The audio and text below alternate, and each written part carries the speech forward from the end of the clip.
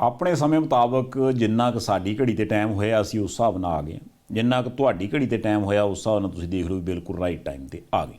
Programme ਵੀ ਉਹੀ prime focus, ਰੋਜ਼ ਆਪਾਂ ਨਾਮ ਬਦਲੀਦਾ ਨਹੀਂ ਤੇ ਚੈਨਲ ਤੇ ਇੱਕੋ ਹੀ ਆ। ਤੁਸੀਂ ਇੰਨਿਆਂ ਸਾਲਾਂ ਤੋਂ ਦੇਖੀ ਜਾਂਦੇ ਹੋ ਪ੍ਰਾਈਮ ਏਸ਼ੀਆ ਟੀਵੀ, ਬੰਦੇ ਵੀ ਲਗਭਗ ਉਹੀ ਨੇ। ਗੁਰਪ੍ਰੀਤ ਸੰਧਾਵਾਲੀਆ ਨਾਲ ਮੇਰੇ ਵੀਰ ਪਰਮੀਰ ਬਾਠ ਹੋਣੀ। ਹੋਰ ਬਾਠ ਸਾਹਿਬ ਸਤਿ ਸ਼੍ਰੀ ਅਕਾਲ ਜੀ, ਸ਼ੁਕਰੀਆ। ਸਤਿ ਸ਼੍ਰੀ ਅਕਾਲ ਤੇ ਹੈਗੀ ਆ। ਮੈਨੂੰ ਐਂ ਲੱਗਿਆ ਸੀਗਾ ਕਿ ਪੰਜਾਬ ਦੇ ਇੱਕ ਨੇਤਾ ਜੀ ਬਾਰੇ ਬੜੀ ਚਰਚਾ ਹੁੰਦੀ ਆ ਕਿ ਉਹ ਇੱਦਾਂ ਬੋਲ ਜਾਂਦੇ ਆ, ਤੁਸੀਂ ਵੀ ਕਿ ਲਗਭਗ ਬੰਦੇ ਉਹੀ ਆ, ਮਤਲਬ ਜਾਣੀ ਮੇਰੇ ਤੇ ਸ਼ੱਕ ਕੀਤੀ ਕਿ ਆਪਦੇ ਆਪ ਤੇ ਨਹੀਂ। ਮੈਂ ਇਹ ਤਾਂ ਕਿਹਾ ਵੀ ਦੇਖੋ ਬੰਦੇ ਦਾ ਕੁਝ ਪਤਾ ਲੱਗਦਾ ਨਹੀਂ, ਪਤਾ ਲੱਗਦਾ ਜੀ। ਹਾਂ, ਵੈਸੇ ਕਹਿਣਾ ਵੀ ਇੱਥੋਂ ਗਿਆ ਹੁਣ ਗਿਆ ਉੱਠ ਕੇ ਲਾਗੋਂ ਤੇ ਜਾਂ ਕਿਸੇ ਨੇ ਪਰਸੋਂ ਮੈਨੂੰ ਮਿਲਿਆ ਤੇ ਮੈਂ ਕਿਹਾ ਵੀ ਕਿੱਦਾਂ, ਕਹਿੰਦਾ ਮੈਂ ਕਾਇਮ ਆ। ਤੇ ਅੱਜ ਹੁਣ ਆ ਦੇਖ ਲਓ, ਅੱਜ ਹੁਣ ਕਿਸੇ ਹੋਰ ਉਹਨਾਂ ਦੇ ਘਰੇ ਬੈਠਾ ਸੀ। ਮਤਲਬ ਇਹੀ ਗੱਲ ਮੈਂ ਤਦੇ ਆ ਗਿਆ ਬੰਦੇ ਦਾ ਕੋਈ ਪਤਾ ਲੱਗਦਾ ਨਹੀਂ। ਹੁਣ ਤੁਸੀਂ ਦੇਖੋ ਕਿ ਪਰਸੋਂ ਉਹ ਲੀਡਰ ਸਾਹਿਬ ਉਸ ਪਿੰਡ 'ਚ ਆਏ ਸੀ, ਹੁਣ ਅੱਜ ਦੇਖ ਲਓ ਇਸ ਪਿੰਡ 'ਚ ਬੈਠੇ। ਹਾਂ, ਇਸ ਪਿੰਡ 'ਚ ਬੈਠੇ ਆ। ਇਹ ਬੜਾ ਚੱਕਰ ਹੈ। ਦੇਖੋ ਪਰ ਇੱਕ ਗੱਲ ਹੈ, ਤੁਸੀਂ ਜਾਣਾ ਵੀ ਯਾਰ ਕਿੱਦਾਂ ਦੀਆਂ ਮਾਰਨ ਲੱਗ ਪਏ ਨੇ। ਦੱਸੋ ਮੇਰੀ ਗੱਲ ਸੁਣੋ, ਇੱਕ ਮੈਂ ਬੇਨਤੀ ਕਰਾਂ, ਗੁੱਸਾ ਕਰਨ ਵਾਲੀ ਗੱਲ ਕੋਈ ਨਹੀਂ ਹੈਗੀ ਯਾਰ। ਇਹ ਜ਼ਰੂਰੀ ਹੈ ਵੀ ਸਾਰਾ ਕੁਝ ਸੋਸ਼ਲ ਮੀਡੀਆ 'ਤੇ ਇਹੋ ਜਿਹੀਆਂ ਚੱਲ ਸਕਦੀਆਂ, TV 'ਤੇ ਵੀ ਚੱਲਣੀਆਂ ਚਾਹੀਦੀਆਂ। ਸੋਸ਼ਲ ਮੀਡੀਆ 'ਤੇ ਹੁਣ ਉਹ ਰੌਲਾ ਕਿੰਨਾ ਪਿਆ, ਹਾਲਾਂਕਿ ਲੜਾਈ ਤੇ ਵਾਹਵਾ ਦਿਨਾਂ ਦੀ ਹੋਈ ਆ, ਪਰ ਸਵਾਲ ਸਭ ਤੋਂ ਵੱਡਾ ਇਹ ਉਹ ਕਹਿੰਦੇ ਵੀ ਝੋਨੇ ਦਾ ਸੀਜ਼ਨ ਹੈ ਤੇ ਸਿੱਟੇ ਕਿੱਥੋਂ ਆ ਗਏ ਕਣਕ ਦੇ। ਇਹ ਹੁਣ ਕਿਹੋ ਕਿੱਡਾ ਵੱਡਾ ਸਵਾਲ ਹੈ। ਨਹੀਂ ਤੁਸੀਂ ਦੇਖੋ, ਜੇ ਸਿਆਲਾਂ ਨੂੰ ਛੱਲੀਆਂ ਆ ਸਕਦੀਆਂ, ਵੈਸੇ ਗੱਲ ਹੀ ਆ। ਹਾਂ, ਜੇ ਹਰ ਉਹ ਚੀਜ਼ ਜਿਹੜੀ ਗਰਮੀਆਂ ਦੇ ਵਿੱਚ ਹੁੰਦੀ ਹੈ, ਅੱਗੇ ਅੰਬ ਗਰਮੀਆਂ ਨੂੰ ਹੀ ਮਿਲਦੇ ਸੀ, ਜਦੋਂ ਮਰਜ਼ੀ ਚੂਪ ਲਓ। ਦਸੰਬਰ ਮਹੀਨੇ 'ਚ ਵਿਆਹ ਹੁੰਦਾ, ਕੁਲਫੀਆਂ ਦਾ ਸਟਾਲ ਲੱਗਾ ਹੁੰਦਾ। ਨਹੀਂ, ਮੈਂ ਤੁਹਾਡੀ ਗੱਲ ਨਾਲ ਸਹਿਮਤ ਹਾਂ। ਅੰਬ ਦਾ ਮਤਲਬ ਹੈ ਵੀ ਅੰਬ ਵਰਤੋਂ 'ਚ ਆ ਸਕਦਾ, ਉਹ ਫਾਈਨਲ ਪ੍ਰੋਡਕਟ ਹੈ। ਜਾਂ ਤੁਸੀਂ ਹੁਣੇ ਜ਼ਿਕਰ ਕੀਤਾ ਵੀ ਛੱਲੀ ਯਾਰ ਕਿਸੇ ਰੂਪ ਦੇ ਵਿੱਚ ਵੀ ਹੋ ਸਕਦੀ ਹੈ ਵੀ ਤੁਸੀਂ ਉਹਨੂੰ ਵਰਤਣਾ। ਜੇ ਕਣਕ ਆ ਤੇ ਕਣਕ ਤਾਂ ਹੋ ਸਕਦੀ ਹੈ ਵੀ ਆਪਾਂ ਡਰਮ ਭਰ ਲਿਆ ਯਾਰ ਸਾਰਾ ਸਾਲ ਖਾਣੀ ਹੈ। ਕਣਕ ਦਾ ਸਿੱਟਾ ਸੰਭਾਲ ਕੇ ਰੱਖਣਾ ਉਹ ਥੋੜ੍ਹਾ ਜਿਹਾ ਅਜੀਬ ਲੱਗਦਾ ਨਾ। ਗੱਲ ਤੁਹਾਡੀ ਠੀਕ ਹੈ ਸੰਧਾਲੀਆ ਸਾਹਿਬ, ਕਣਕ ਦਾ ਸਿੱਟਾ ਸੰਭਾਲ ਕੇ ਰੱਖਣਾ ਔਖਾ, ਪਰ ਅੱਜ ਕੱਲ੍ਹ ਖਾਣ ਪੀਣ ਦੀਆਂ ਆਦਤਾਂ ਬਦਲ ਰਹੀਆਂ। ਕਿ ਕੋਈ ਵੇਲਾ ਹੁੰਦਾ ਸੀ, ਭਾਰਤ ਦੇ ਇੱਕ ਪ੍ਰਧਾਨ ਮੰਤਰੀ ਦੇ ਚਰਚੇ ਹੁੰਦੇ ਸੀ ਕਿ ਉਹਨਾਂ ਦੇ ਸੂਟ ਕਿਸੇ ਹੋਰ ਦੇਸ਼ 'ਚੋਂ ਪ੍ਰੈਸ ਹੋ ਕੇ ਆਉਂਦੇ ਆ। ਬਹੁਤ ਸਾਰੇ ਨੇਤਾ ਨੇ, ਤੁਸੀਂ ਕਦੇ ਦੇਖਿਆ ਕਿ ਕੋਈ ਨੇਤਾ ਸਕੂਟਰ ਜਾਂ ਸਾਈਕਲ ਲਾ ਕੇ ਖੜਾ ਹੋਵੇ ਧਿਆਨ ਸਿੰਘ ਦੇ ਆਟਾ ਚੱਕੀ ਦੇ ਉੱਤੇ ਕਿ ਭਾਈ ਮੈਨੂੰ ਆਟਾ ਦੇ ਦੇ? ਤੁਸੀਂ ਕਦੇ ਦੇਖਿਆ ਕਿ ਸਧਾਰਨ ਰੇਹੜੀ ਵਾਲੇ ਤੋਂ ਉਹ ਸ਼ਲਗਮ ਲੈਂਦੇ ਹੋਣ, ਆਲੂ ਬੁਖਾਰੇ ਖਰੀਦਦੇ ਹੋਣ, ਮੂਲੀਆਂ ਦਾ ਭਾਅ ਕਰਦੇ ਹੋਣ, ਭਿੰਡੀਆਂ ਤੋਰੀਆਂ ਖਰੀਦਦੇ ਹੋਣ? ਨਾ, ਤੁਸੀਂ ਕਦੇ ਉਹਨਾਂ ਨੂੰ ਢਾਬੇ 'ਤੇ ਰੋਟੀ ਖਾਂਦੇ ਨਹੀਂ ਦੇਖਿਆ ਹੋਊਗਾ। ਤੁਸੀਂ ਬਹੁਤ ਵਾਰੀ ਦੇਖਿਆ ਹੋਊਗਾ ਕਿ ਖਾਸ ਤਰ੍ਹਾਂ ਦੀਆਂ ਚੀਜ਼ਾਂ ਖਾਂਦੇ ਆ, ਉਹਦੇ ਵਿੱਚੋਂ ਵੀ ਇਹ ਹੁੰਦਾ ਨਹੀਂ ਹੁਣ ਪੱਕੀ ਹੋਈ ਚੀਜ਼ ਨਹੀਂ ਖਾਂਦੇ, ਹੁਣ ਉਬਲੀ ਹੋਈ ਖਾਂਦੇ ਆ, ਹੁਣ ਆਹ ਨਹੀਂ ਖਾਂਦੇ। ਹੋ ਸਕਦਾ ਉਹਨਾਂ ਨੂੰ ਕਿਸੇ ਨੇ ਕਿਹਾ ਹੋਵੇ ਨਹੀਂ, ਜਦੋਂ ਕਣਕ ਪੱਕ ਜਾਂਦੀ ਹੈ, ਕੰਬਾਈਨ ਉਹਨੂੰ ਵੱਢਦੀ ਆ, ਮੁੜ ਕੇ ਡਰਮ 'ਚ ਰੱਖਦੇ ਆ, ਠੀਕ ਨਹੀਂ ਹੁੰਦਾ, ਸਿੱਟਾ ਲੈਣਾ ਸਿੱਟਾ। ਨਹੀਂ, ਦੇਖੋ ਕਾਰਨ ਇਹ ਆ, ਇਹ ਮੇਰਾ ਖਿਆਲ ਤੁਹਾਨੂੰ ਪਤਾ ਲੱਗ ਜਾਣਾ ਵੀ ਅਸੀਂ ਕਿਹੜੇ ਮੌਕੇ ਦੀ ਗੱਲ ਕਰ ਰਹੇ ਵੀ ਕੌਣ ਸਿੱਟੇ ਹੱਥ 'ਚ ਫੜੀ ਫਿਰਦਾ ਇਹ ਤੇ ਵੰਡ ਰਿਹਾ ਸੀ। ਆਪਾਂ ਨੂੰ ਕੋਈ ਇਤਰਾਜ਼ ਨਹੀਂ, ਬਹੁਤ ਵਧੀਆ ਗੱਲ ਆ। ਕਿਸਾਨਾਂ ਦੀ ਆਵਾਜ਼ ਕੋਈ ਬੁਲੰਦ ਕਰ ਰਿਹਾ, ਉਸ ਮੌਕੇ 'ਤੇ ਕਰ ਰਿਹਾ, ਕਿਸੇ ਤਰ੍ਹਾਂ ਵੀ ਵਿਰੋਧ ਪ੍ਰਦਰਸ਼ਨ ਕਰ ਰਿਹਾ, ਬਹੁਤ ਵਧੀਆ ਗੱਲ।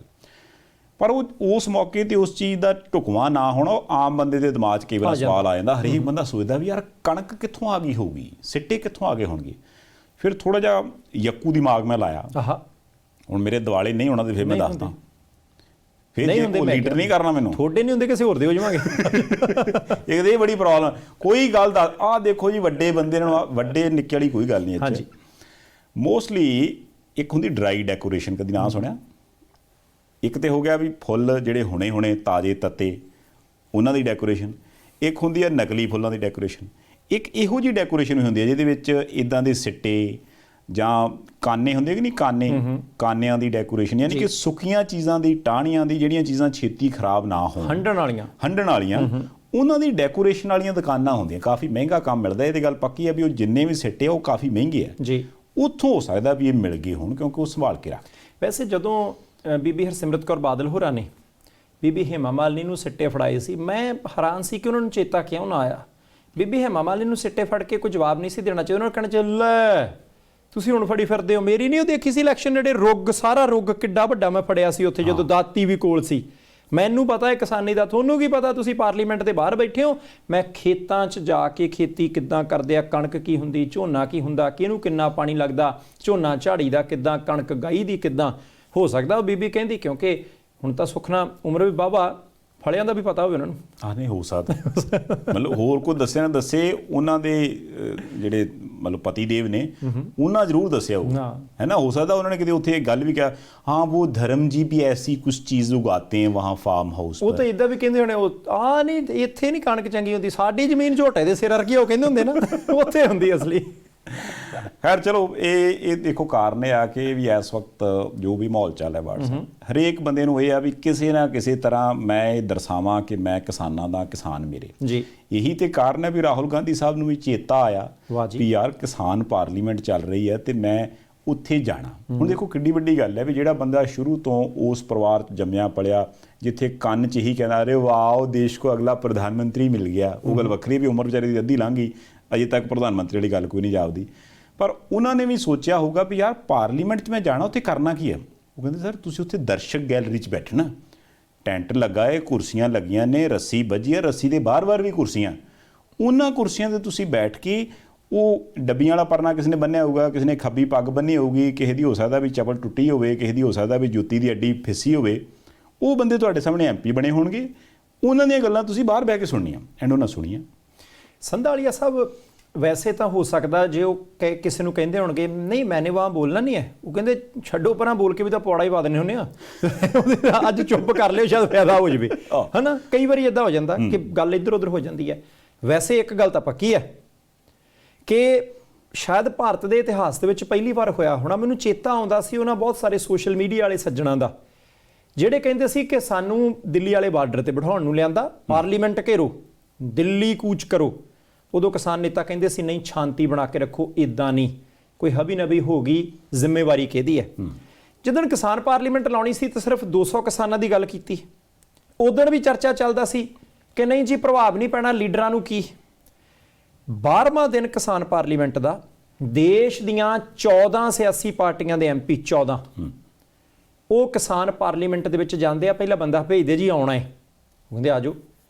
ਤੁਸੀਂ ਇਹ ਦੇਖੋ ਕਿ ਅੱਜ ਤੱਕ ਹੁੰਦਾ ਕੀ ਸੀ ਕਿ ਸਟੇਜ ਲੱਗੀ ਆ, ਲੀਡਰ ਸਟੇਜ ਤੇ ਬੈਠਦਾ ਤੇ ਬਾਕੀ ਸਾਰੇ ਲੋਕ ਭਾਵੇਂ ਦਰੀ ਤੇ ਬੈਠਣ, ਲੀਡਰ ਲਈ ਸੋਫਾ, ਉਹਦੇ ਲਈ ਸਭ ਤੋਂ ਵੱਡੀ ਟਰੋਫੀ, ਰੀਬਨ ਉਹਨੇ ਕੱਟਣਾ, ਇਨਾਮ ਉਹਨੇ ਵੰਡਣੇ ਆ, ਮੋਹਰਲੇ ਬੰਦਿਆਂ ਦੇ ਲਈ ਭਾਵੇਂ ਪਾਣੀ ਦਾ ਗਲਾਸ ਬਣਾ ਹੋਵੇ, ਉਹਨਾਂ ਲਈ ਬਦਾਮ, ਉਹਨਾਂ ਲਈ ਜੂਸ। ਨਹੀਂ ਵੱਡੀ ਗੱਲ ਇਹ ਵੀ ਕਿ ਆਮ ਬੰਦੇ ਦੇ ਨਾ ਕਿਤੇ ਮਾਤਰ ਨੇ AC ਲੈਣਾ ਹੋਵੇ, ਉਹ ਕਹਿੰਦੇ ਵੀ ਪਹਿਲਾਂ ਤਾਕੀਆਂ ਬਾਰੀਆਂ ਸਾਰੀਆਂ ਬੰਦ ਹੋਣ, ਜਿੱਥੇ ਆਪਾਂ AC ਲਾਉਣਾ ਉਹਦੇ ਵੀ ਘੇਰੇ ਮੋਮਜਾਮਾ ਫਸਾਉਣਾ ਪੈਣਾ, ਉਦਾਂ ਉਹ ਠੰਡਾ ਨਹੀਂ ਕਰਦਾ। ਤੇ ਲੋਕਾਂ ਨੇ ਵੇਖਿਆ ਵੀ ਯਾਰ ਖੁੱਲੀ ਸਟੇਜ ਤੇ ਵੀ ਲੀਡਰਾਂ ਲਈ AC ਲੱਗੇ ਹੁੰਦੇ। ਹਾਂ, ਜਾਣੀ ਜਿਹੜੇ ਲੀਡਰ ਉੱਥੇ ਬੈਠਦੇ ਸੀ ਤੇ ਅਸੀਂ ਇੱਕ ਦੂਜੇ ਦੇ ਗਿੱਟੇ ਛਿੱਲ ਕੋਲ ਬਹਿਣਾ ਹੈ, ਉਹਨਾਂ ਦੀ ਜਿਹੜੀ ਕੁਰਸੀ ਦੀ ਬਾਹੀ ਤੇ ਬਹਿ ਕੇ ਫੋਟੋ ਖਿਚਾਉਣੀਆਂ। ਇਹ ਕਿਸਾਨ ਅੰਦੋਲਨ ਦੀ ਇੱਕ ਪ੍ਰਾਪਤੀ ਹੈ ਕਿ ਦੇਸ਼ ਦੀਆਂ 14 ਸਿਆਸੀ ਪਾਰਟੀਆਂ ਦੇ ਲੋਕਾਂ ਦੇ ਚੁਣੇ ਹੋਏ ਮੈਂਬਰ ਪਾਰਲੀਮੈਂਟ ਉਹ ਕਿਸਾਨ ਅੰਦੋਲਨ ਦੇ ਵਿੱਚ ਚੱਲਦੀ ਪਾਰਲੀਮੈਂਟ ਦੇ ਵਿੱਚ ਪਹੁੰਚੇ, ਦਰਸ਼ਕ ਗੈਲਰੀ 'ਚ ਬੈਠੇ, ਉੱਦਾਂ ਦੇ ਹੀ ਮਾੜੇ ਮੋਟੇ ਇੱਕ ਦੋ ਉੱਥੇ ਪੱਖੇ ਲੱਗੇ ਆ, ਮੂਹਰੇ ਬਲਵੀਰ ਸਿੰਘ ਰਾਜੇਵਾਲ ਬੋਲ ਰਹੇ ਆ, ਯੋਗੇਂਦਰ ਯਾਦਵ ਬੋਲ ਰਹੇ ਆ, ਡਾਕਟਰ ਦਰਸ਼ਨਪਾਲ ਬੋਲ ਰਹੇ ਆ, ਸਟੇਜ ਬਣੀ ਆ, ਸਟੇਜ ਦੇ ਉੱਤੇ ਡਾਕਟਰ ਦਰਸ਼ਨਪਾਲ ਤੇ ਹੋਰ ਲੀਡਰ ਬੈਠੇ ਆ, ਮੈਂਬਰ ਪਾਰਲੀਮੈਂਟ ਰਾਹੁਲ ਗਾਂਧੀ ਸਮੇਤ ਸਾਰੇ ਥੱਲੇ ਬੈਠੇ ਆ, ਹੈ ਕੁਰਸੀਆਂ ਤੇ, ਉਹ ਸਟੇਜ ਤੇ ਨਹੀਂ। ਕਿਸੇ ਨੇ ਮਾਈਕ ਤੋਂ ਨਾਂ ਨਹੀਂ ਲਿਆ, ਕੋਈ ਇਨਾਮ ਨਹੀਂ ਦਿੱਤਾ, ਕੋਈ ਫੀਤਾ ਨਹੀਂ ਕਟਾਇਆ, ਕੋਈ ਉਹਨਾਂ ਨੂੰ ਮੁੱਖ ਮਹਿਮਾਨ ਨਹੀਂ ਕਿਹਾ, ਕੋਈ ਆਲੇ ਦੁਆਲੇ ਬੈਨਰ ਨਹੀਂ ਲੱਗਾ, ਉਹ ਚੁੱਪ ਕਰਕੇ ਬੈਠੇ ਰਹੇ। ਸਾਰੀਆਂ ਗੱਲਾਂ ਉਹਨਾਂ ਨੇ ਸੁਣੀਆਂ ਤੇ ਸੁਣ ਕੇ ਗਏ। ਹੋਰ ਦੇਖੋ ਜਿਹੜਾ 200 ਕਿਸਾਨਾਂ ਦਾ MP ਸੀ, ਅੱਜ ਜੇ ਪੰਜਾਬ ਦੇ ਲੋਕਾਂ ਨੇ ਸੋਚਣਾ ਸਾਡੇ ਕੋਲੇ ਵਿਧਾਨ ਸਭਾ ਦੀਆਂ ਚੋਣਾਂ ਨੇ, ਤੁਸੀਂ ਉਹ ਵੀਡੀਓ ਦੇਖੋ ਕੱਢ ਕੇ, ਕਿਤੇ ਮੈਂ ਪ੍ਰਾਈਮ ਏਸ਼ੀਆ TV ਦੇ ਪਰਿਵਾਰ ਦੇ ਮੈਂਬਰਾਂ ਨੂੰ ਬੇਨਤੀ ਕਰਦਾ, ਤੁਸੀਂ ਵੀਡੀਓ ਕੱਢ ਕੇ ਦੇਖੋ, 200 ਦਾ 200 ਕਿਸਾਨ MP, ਉਹਨਾਂ ਨੂੰ ਕੋਈ ਲੈਣਾ ਦੇਣਾ ਨਹੀਂ ਕਿ 14 ਪਾਰਟੀਆਂ ਦੇ MP ਆ ਕੇ ਸਾਡੇ ਤੋਂ 5 ਫੁੱਟ ਦੂਰ ਬੈਠੇ ਆ, ਕੋਈ ਉਧਰ ਦੇਖਦਾ ਹੀ ਨਹੀਂ। ਜੇ ਰਾਜੇਵਾਲ ਸਾਹਿਬ ਭਾਸ਼ਣ ਦਿੰਦੇ ਧਿਆਨ ਉਧਰ, ਨੋਟ ਕਰਨ 'ਚ, ਜੇ ਕੋਈ ਸਵਾਲ ਪੁੱਛਦਾ ਤਾਂ ਧਿਆਨ ਉਧਰ। ਕੋਈ ਇਦਾਂ ਦੀ ਦੌੜ ਲੱਗੀ ਨਹੀਂ ਕਿ ਮੈਂ ਸੈਲਫੀ ਲੈ ਲਵਾਂ, ਕੋਈ ਇਦਾਂ ਦੀ ਦੌੜ ਲੱਗੀ, ਉਹ ਕਹਿੰਦੇ ਜਿੱਦਾਂ ਦੇ ਅਸੀਂ ਬੰਦੇ ਉਦਾਂ ਦੇ ਉਹ ਬੰਦੇ ਆਏ ਆ। ਜਾਣੀ ਕਿ ਲੋਕਾਂ ਦਾ ਏਕਾ, ਇੱਕ ਦੂਜੇ ਦੇ ਨਾਲ ਰਲ ਕੇ ਰਹਿਣਾ, ਵੱਖ-ਵੱਖ ਸੂਬਿਆਂ ਦੇ ਲੋਕਾਂ ਦਾ ਏਕਾ, ਧਰਮ ਜਾਤ ਦੇ ਆਧਾਰ ਤੇ ਵੰਡੀ ਨਾ ਪੈਣਾ।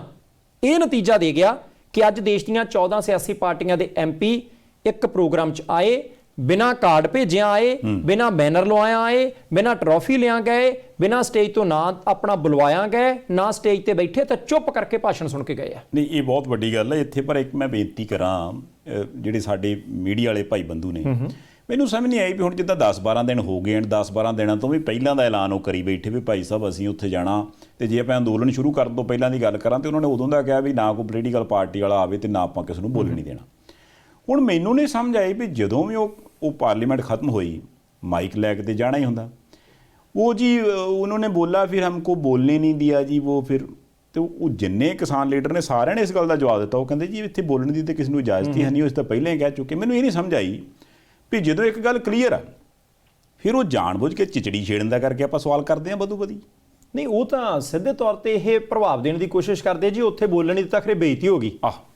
ਜਿੱਥੇ ਬੋਲਣਾ ਹੁੰਦਾ ਉੱਥੇ ਕਿਹੜਾ ਉਹ ਬੋਲਦੇ ਆ, ਚਾਹੇ ਸੱਤਾਧਾਰੀ ਆ ਚਾਹੇ ਵਿਰੋਧੀ ਆ। ਮੈਨੂੰ ਤਾਂ ਇੱਕ ਗੱਲ ਸੰਧਾਲੀਆ ਸਾਹਿਬ, ਮੀਡੀਆ ਕਰਮੀਆਂ ਨੂੰ ਸੱਚੀ ਧਿਆਨ ਰੱਖਣਾ ਚਾਹੀਦਾ ਕਿ ਇੱਕ ਦਿਨ ਵੀ ਉਹਨਾਂ ਨੇ ਕੋਈ ਬੰਦਾ ਉੱਥੇ ਖੜਕਣ ਨਹੀਂ ਦਿੱਤਾ ਕਿ ਆਉਣਾ ਆਓ, ਕਿਸੇ ਨੇ ਕੋਈ ਮਾੜਾ ਸ਼ਬਦ ਤਾਂ ਨਹੀਂ ਬੋਲਿਆ, ਕੁਰਸੀਆਂ ਦਿੱਤੀਆਂ, ਪਾਣੀ ਪਰੋਸਿਆ, ਚਾਹ ਪਲਾਈ ਆ। ਜਦ ਪਹਿਲਾਂ ਤੋਂ ਫੈਸਲਾ ਹੋ ਚੁੱਕਿਆ ਕਿ ਕੋਈ ਬੰਦਾ ਬੋਲੂਗਾ ਨਹੀਂ, ਫਿਰ ਉਹ ਸਵਾਲ ਹੀ ਨਹੀਂ ਬਣਦਾ, ਉਹ ਗੈਰ ਪ੍ਰਸੰਗਕ ਹੈ, ਉਹ ਆਪਦਾ ਵੀ ਸਮਾਂ ਖਰਾਬ ਕਰਨਾ ਤੇ ਲੋਕਾਂ ਦਾ ਵੀ ਸਮਾਂ ਖਰਾਬ ਕਰਨਾ। ਪਰ ਇੱਕ ਗੱਲ ਤਾਂ सबक ਤਾਂ ਉਹ ਲੈ ਗਏ ਹੋਣੇ ਆ, ਜਾ ਕੇ ਸੋਚਦੇ ਤਾਂ होने एक दूजे ना, वो यार ये तो आराम से बातें करते हैं, एक बंदा बोलता है बाकी सुनते हैं, नोट करते हैं, यहाँ पर किसी ने माइक को उखाड़ा ही नहीं, ये कैसी पार्लियामेंट हुई, यहाँ तो सभी प्रश्नों के उत्तर मिल रहे हैं, यहाँ तो कोई बाइकाट करके गया ही नहीं, यहाँ तो किसी ने एक दूसरे खिलाफ नारेबाजी की नहीं, लोगों की बात ही करी जा रहे हैं। नहीं हो सकता लीडर ने तो सोच डेफिनेटली उन्होंने उपर असर होया होगा, पर दो चार बंदे फिर मिल गए ਹੁੰਦੇ ਨੇ ਨਾਲ, ਜਿਨ੍ਹਾਂ ਨੂੰ ਆਪਾਂ ਸਲਾਹ ਤੇ ਕਾਰ ਅਲੱਗ-ਅਲੱਗ ਤੌਰ ਤੇ ਵਰਤਦੇ ਹਾਂ ਵੀ ਕਾਰ ਉਹਨਾਂ ਦੇ ਕੋਲ ਹੁੰਦੀ ਹੈ, ਸਲਾਹ ਉਹ ਆਪਣੀ ਹਿਸਾਬ ਨਾਲ ਦਿੰਦੇ ਆ। ਉਹਨਾਂ ਨੇ ਜ਼ਰੂਰ ਕਿਹਾ ਨਾ, ਉਹ ਸਾਰੇ ਇੰਨਾ ਕਿਹੜਾ ਇਲੈਕਸ਼ਨ ਲੜਨੀ ਹੈ ਜੀ, ਇੱਥੇ ਬਹਿ ਕੇ ਗੱਲਾਂ ਦਾ ਕੜਾਹ ਹੀ ਕਰਨਾ, ਇਹ ਕਰੀ ਜਾਂਦੇ ਆ। ਸਾਰਾ ਆਪਾਂ ਨੂੰ ਬਹੁਤ ਕੁਝ ਦੇਖਣਾ ਪੈਂਦਾ, ਮੀਡੀਆ ਮੈਨੇਜ ਕਰਨਾ ਹੁੰਦਾ, ਖਬਰ ਬਣਾਉਣੀ ਹੁੰਦੀ ਆ। ਹੁਣ ਦੇਖੋ ਤੁਸੀਂ ਇੱਥੇ ਆਏ, ਖਬਰ ਤੇ ਇਹੀ ਬਣੀ ਨਾ ਕਿ ਰਾਹੁਲ ਗਾਂਧੀ ਵਾਹਾਂ ਪਰ ਗਏ ਚੱਲ ਕਰ, ਤੁਸੀਂ ਉਧਰ ਧਿਆਨ ਦਿਓ, ਤੁਸੀਂ ਦਫਾ ਕਰੋ, ਇਹਨਾਂ ਦੀਆਂ ਗੱਲਾਂ 'ਚ ਨਹੀਂ ਆਉਣ ਦੀ ਲੋੜ ਹੈਗੀ। ਸੋ ਉਹ ਜਿਹੜੇ ਸਲਾਹਕਾਰ ਨੇ, ਕਾਰ ਚੋਂ ਨਿਕਲ ਕੇ ਕਈ ਵਾਰ ਸਲਾਹ ਦੇ ਦਿੰਦੇ ਜਾਂ ਫਿਰ ਕਾਰ ਦੇ ਵਿੱਚ ਹੀ ਸਲਾਹ ਦੇ ਕਈ ਵਾਰ ਉਹਨਾਂ ਦੀ ਸਲਾਹ ਦਾ ਕਰਕੇ ਕਿਸ ਵੇਲੇ ਕੰਮ ਵਿਗੜ ਸਕਦਾ। ਪਰ ਕੁੱਲ ਮਿਲਾ ਕੇ ਇੰਨਾ, ਜਿੱਦਾਂ ਰਾਜੇਵਾਲ ਸਾਹਿਬ ਨੇ ਵੀ ਕਿਹਾ, ਉਹ ਕਹਿੰਦੇ ਵੀ ਸਾਡੇ ਲੋ ਸਾਰਿਆਂ ਨੂੰ ਸੁਨੇਹਾ ਭਾਈ ਸਾਹਿਬ, ਜਿਹੜਾ ਮਰਜ਼ੀ ਆਵੇ, ਦਰਸ਼ਕ ਗੈਲਰੀ ਬਣੀ ਹੈ, ਐਜ਼ ਏ ਦਰਸ਼ਕ ਭਾਵੇਂ ਪ੍ਰਧਾਨ ਮੰਤਰੀ ਸਾਹਿਬ ਆ ਕੇ ਬਹਿ ਕੇ ਚੱਲਣ, ਸਾਨੂੰ ਕਿਸੇ ਨਾਲ ਕੋਈ ਇਤਰਾਜ਼ ਨਹੀਂ, ਅਸੀਂ ਕਿਸੇ ਦਾ ਵਿਰੋਧ ਨਹੀਂ ਕਰਦੇ। ਇਹੋ ਹੀ ਗੱਲ ਜੋਗਿੰਦਰ ਯਾਦਵ ਹੋਰਾਂ ਆਖੀ, ਉਹ ਕਹਿੰਦੇ ਵੀ ਦੇਖੋ ਕਿੱਡੀ ਵਧੀਆ ਉਦਾਹਰਨ ਆ ਵੀ ਇੱਕ ਪਾਰਲੀਮੈਂਟ ਹੁੰਦੀ ਆ, ਪਾਰਲੀਮੈਂਟ 'ਚ ਗੱਲ ਹੁੰਦੀ ਆ ਤੇ ਉਸ ਗੱਲ ਨੂੰ ਸੁਣਨ ਦੇ ਲਈ ਲੋਕ ਹੁੰਦੇ ਆ, ਤੇ ਫਰਕ ਸਿਰਫ ਇਹ ਪਿਆ ਵੀ ਆਮ ਤੌਰ ਤੇ ਪਾਰਲੀਮੈਂਟ 'ਚ ਲੀਡਰ ਹੁੰਦੇ ਆ ਤੇ ਵੇਖਣ ਵਾਲੇ ਲੋਕ ਹੁੰਦੇ ਆ, ਇੱਥੇ ਪਾਰਲੀਮੈਂਟ 'ਚ ਲੋਕ ਸੀ ਤੇ ਵੇਖਣ ਵਾਲੇ ਲੀਡਰ। ਮੈਨੂੰ ਇਹ ਵੀ ਲੱਗਦਾ ਸੰਧਾਲੀਆ ਸਾਹਿਬ ਕਿ 1947 ਤੋਂ ਲੈ ਕੇ ਹੁਣ ਤੱਕ ਲੀਡਰ ਅੱਗੇ ਰਹੇ ਤੇ ਲੋਕ ਪਿੱਛੇ ਰਹੇ, ਲੋਕ ਵੰਡ ਹੁੰਦੇ ਰਹੇ, ਲੋਕਾਂ ਦੇ ਮੁੱਦਿਆਂ ਦੀ ਗੱਲ ਨਹੀਂ ਹੋਈ। ਹੁਣ ਇੱਕ ਗੱਲ ਕਲੀਅਰ ਹੋ ਗਈ ਆ ਕਿ ਲੋਕਾਂ ਦੀ ਲੀਡਰਾਂ ਨੂੰ ਲੋੜ ਆ, ਲੋਕਾਂ ਨੂੰ ਲੀਡਰਾਂ ਦੀ ਲੋੜ ਨਹੀਂ। ਅਸੀਂ ਉਹਨਾਂ ਦੇ ਪਿੱਛੇ ਨਾ ਭੱਜੀਏ, ਉਹ ਸਾਡੇ ਕੋਲੇ ਆਉਣ, ਸਾਡੇ ਕੰਮ ਪੁੱਛਣ ਕਿ ਤੁਹਾਡੇ ਮੁੱਦੇ ਕਿਹੜੇ ਆ। ਉਹਨਾਂ ਨੂੰ ਕੋਈ ਹੱਕ ਨਹੀਂ ਕੋਈ ਮੈਨੀਫੈਸਟੋ ਛਾਪ ਕੇ ਸਾਨੂੰ ਦੱਸਣ ਕਿ ਆਹ ਤੁਹਾਡੇ ਮੁੱਦੇ, ਨਾ, ਅਸੀਂ ਉਹਨਾਂ ਨੂੰ ਦੱਸਾਂਗੇ ਕਿ ਸਾਡੇ ਮੁੱਦੇ ਕਿਹੜੇ ਆ, ਸਾਡੀ ਸਮੱਸਿਆ ਕੀ ਹੈ। ਉਹ ਸਿਹਤ ਦੀ ਹੈ, ਸਿੱਖਿਆ ਦੀ ਹੈ, ਟਰਾਂਸਪੋਰਟ ਦੀ ਹੈ, ਵਾਤਾਵਰਣ ਦੀ ਹੈ ਕਿ ਕਾਹਦੀ ਹੈ, ਅਸੀਂ ਉਹਨਾਂ ਨੂੰ ਦੱਸਾਂਗੇ। ਉਹਨਾਂ ਦੇ ਪਿੱਛੇ ਨਾ ਭੱਜੋ, ਤੁਹਾਡੇ ਕੋਲੇ ਆਉਣਗੇ, ਉਹਨਾਂ ਦੀ ਲੋੜ ਹੈ, ਸਾਡੀ ਲੋੜ ਨਹੀਂ। ਅਸੀਂ ਤਾਂ ਜੋ ਕਮਾਉਣਾ ਉਹੀ ਖਾਣਾ, ਭਾਸ਼ਾ ਸੱਭਿਅਕ ਰੱਖੋ, ਤੁਹਾਡੇ ਕੋਲੇ ਭੱਜੇ ਆਉਣਗੇ। ਦੂਸਰੀ ਗੱਲ ਇੱਕ ਮੈਂ ਹੋਰ ਕਰਦੇ ਹਾਂ, ਮੈਨੂੰ ਲੱਗਦਾ ਕਿ ਹੁਣ ਕੋਈ ਬੰਦਾ ਪੁੱਛੂਗਾ ਉਹ ਤਾਂ ਆਪਣੀਆਂ ਵੋਟਾਂ ਪੱਕੀਆਂ ਕਰਨ ਆਏ ਆ, ਉਹ ਤਾਂ ਬਚਾਉਂਦੇ ਫਿਰਦੇ ਆ ਕਿ ਸੀਟਾਂ 4 ਵੱਜ ਜਾਣ। ਬਿਲਕੁਲ ਠੀਕ ਹੈ, ਕਿਸਾਨ ਅੰਦੋਲਨ ਤੇ ਕੀ ਅਸਰ ਪੈ ਸਕਦਾ? ਹੁਣ ਤੱਕ ਸੰਧਾਲੀਆ ਸਾਹਿਬ 3 ਧਿਰਾਂ ਸੀ, ਇੱਕ ਧਿਰ ਕਿਸਾਨਾਂ ਦੀ ਅੰਦੋਲਨ ਕਰ ਰਹੀ ਹੈ, ਦੂਸਰੀ ਸੱਤਾਧਾਰੀ ਧਿਰ ਜਿਹੜੀ ਕਹਿੰਦੀ ਕਿ ਕਾਨੂੰਨ ਠੀਕ ਹੈ, ਤੀਸਰੀ ਹੈ ਵਿਰੋਧੀ ਧਿਰ। ਸੱਤਾਧਾਰੀ ਧਿਰ ਨੂੰ ਕੋਈ ਫਰਕ ਹੀ ਨਹੀਂ ਸੀ, ਉਹ ਕਹਿੰਦੇ ਇਹ ਕਿਹੜਾ ਵਿਰੋਧੀ ਧਿਰ ਦੇ ਪੱਖ 'ਚ ਭੁਗਤ ਚੱਲੇ ਆ, ਕੋਈ ਗੱਲ ਨਹੀਂ, ਲੱਗੇ ਰਹਿਣ ਦਿਓ। ਨਾ ਵਿਰੋਧੀ ਪਾਰਟੀਆਂ ਨੇੜੇ ਤੇੜੇ ਜਾਂਦੀਆਂ ਸੀ।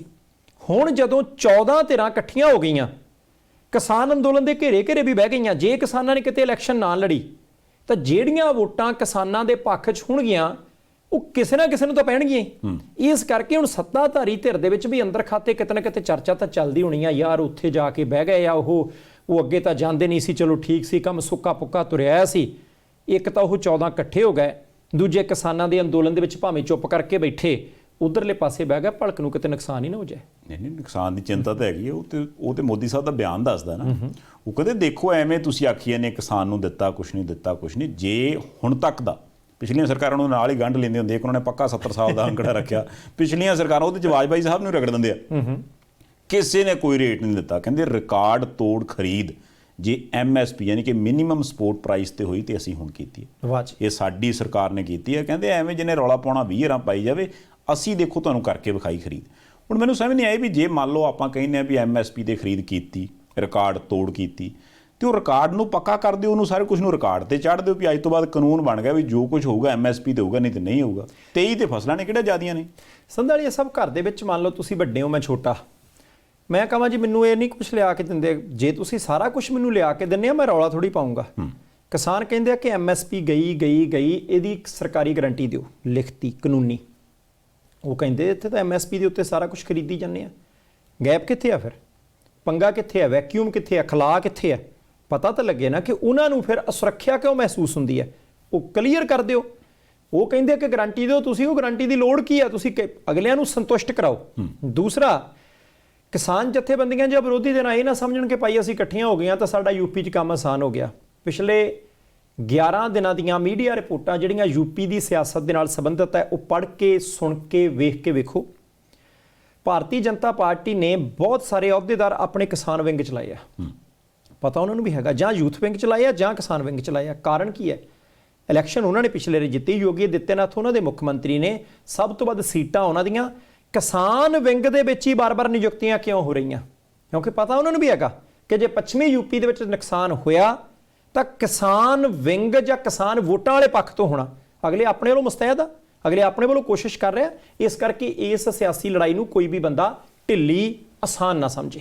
ਨਹੀਂ, ਇਹਦੇ 'ਚ ਨਾ ਕੰਨੇ ਦਾ ਫਰਕ ਆ। ਹੁਣ ਦੇਖੋ, ਉਹ ਲਾਉਂਦੇ ਆ ਕਿਸਾਨ ਵਿੰਗ 'ਚ ਬੰਦੇ ਜੀ, ਉਹਨਾਂ ਨੂੰ ਇਹ ਨਹੀਂ ਪਤਾ ਵੀ ਕਿਸਾਨ ਵਿੰਗਾ ਹੋਇਆ ਫਿਰਦਾ। ਉਹ ਭਾਵੇਂ ਆਰਥਿਕ ਤੌਰ ਤੇ ਕਹਿ ਲਈਏ, ਤੇ ਭਾਵੇਂ ਉਹਨੂੰ ਹੁਣ ਸਮਝ ਆ ਗਈ ਵੀ ਮੇਰੇ ਨਾਲ ਹੋ ਕੀ ਰਿਹਾ, ਇਸ ਕਰਕੇ ਉਹ ਸਰਕਾਰਾਂ ਨਾਲ ਕਹਿ ਲਈਏ।